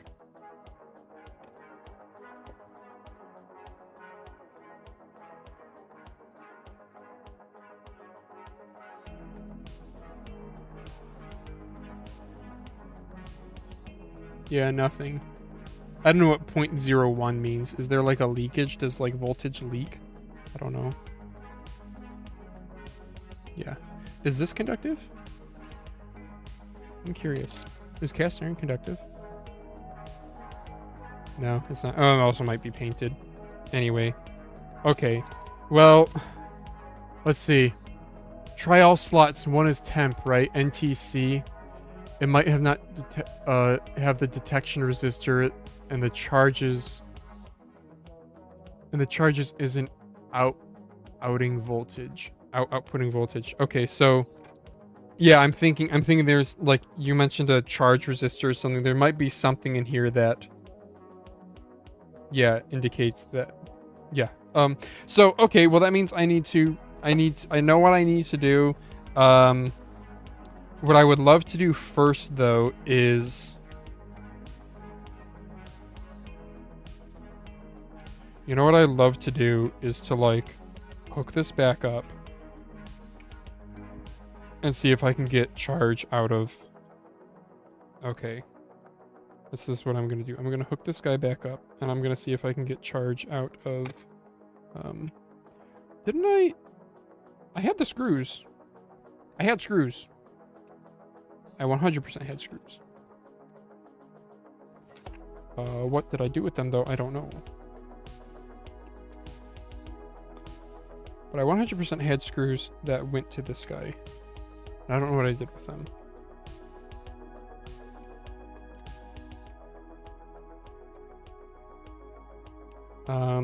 Because I want to plug this back in and check the battery. I want to check the leads right here because that's what I'm going to solder to. I want to check that that's seeing charge voltage when it's plugged in. So that is my plan, Stan. So if I just lost screws magically somehow, then that means I'm just going to grab new ones. Ha.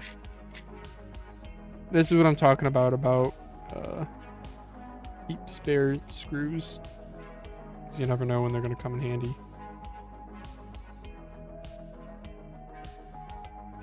Oh, that screw's head is too big.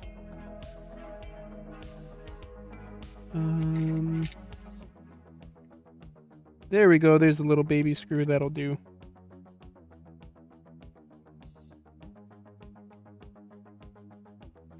Sure.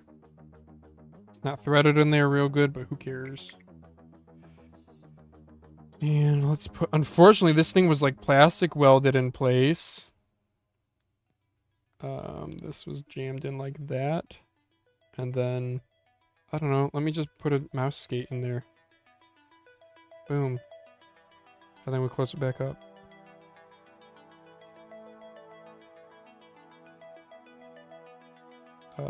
Yeah, like that. Sure. I guess I don't even have to. I can just hold it like that. So... There we go. Like this. Okay, so I should see charge current here. Put this away before I dump my whole bin of screws by flailing around.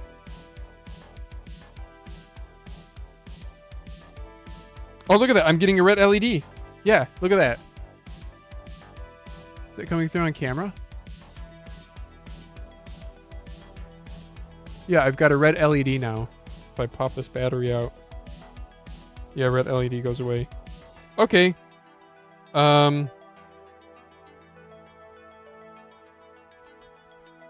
Check pins again. Yeah, no, I think I got it, chat. I think it's just this board is necessary.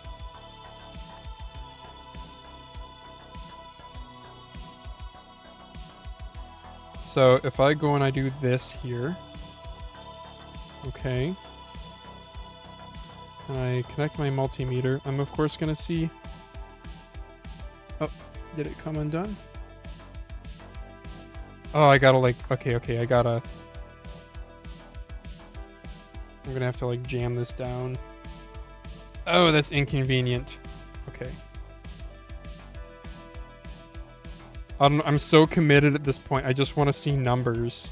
Okay, maybe if I just press down with my leads, that'll be enough. And you guys need to be able to see the number move. So we're at 20 volts. Okay.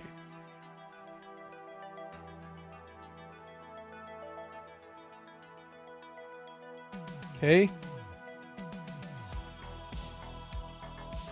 There we go. It charges at 4 volts. Or something. I don't know. Or I'm just reading the output of the battery. I don't know what I'm doing. So charge circuit is on the battery puck PCB. Yup. Okay, we learned something. We learned something. Well, guys, that was fun. Oh, do we want to... Well, we have the multimeter out. Do you guys want to see... I wonder how much voltage... No, I probably don't really care. I was going to see if we could see how much voltage goes across the ARM1 opticals. But I think I'm good. Okay, well... Thank you guys for helping me with the multimeter thing. I like using multimeters because every single time I get one out, I always forget like which things to plug in. But you guys were there for me, so I appreciate you. Mr. LKL and MY, the MyInc guy. I'm sorry, the MYNK. Yeah, I know you said your name was MyInc, which is literally just easier. I don't know. For me to understand. Maybe you chose my MYNK because that was easier. I prefer the full name, I guess, but so we're done with this guy. I got this multimeter because I like the color, but it's not very good quality. It doesn't seem.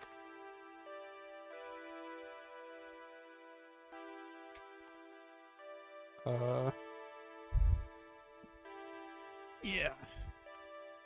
All right. Well, I'm going to clean up and cook. You guys already know what I'm going to have for dinner because I'm so excited for tacos.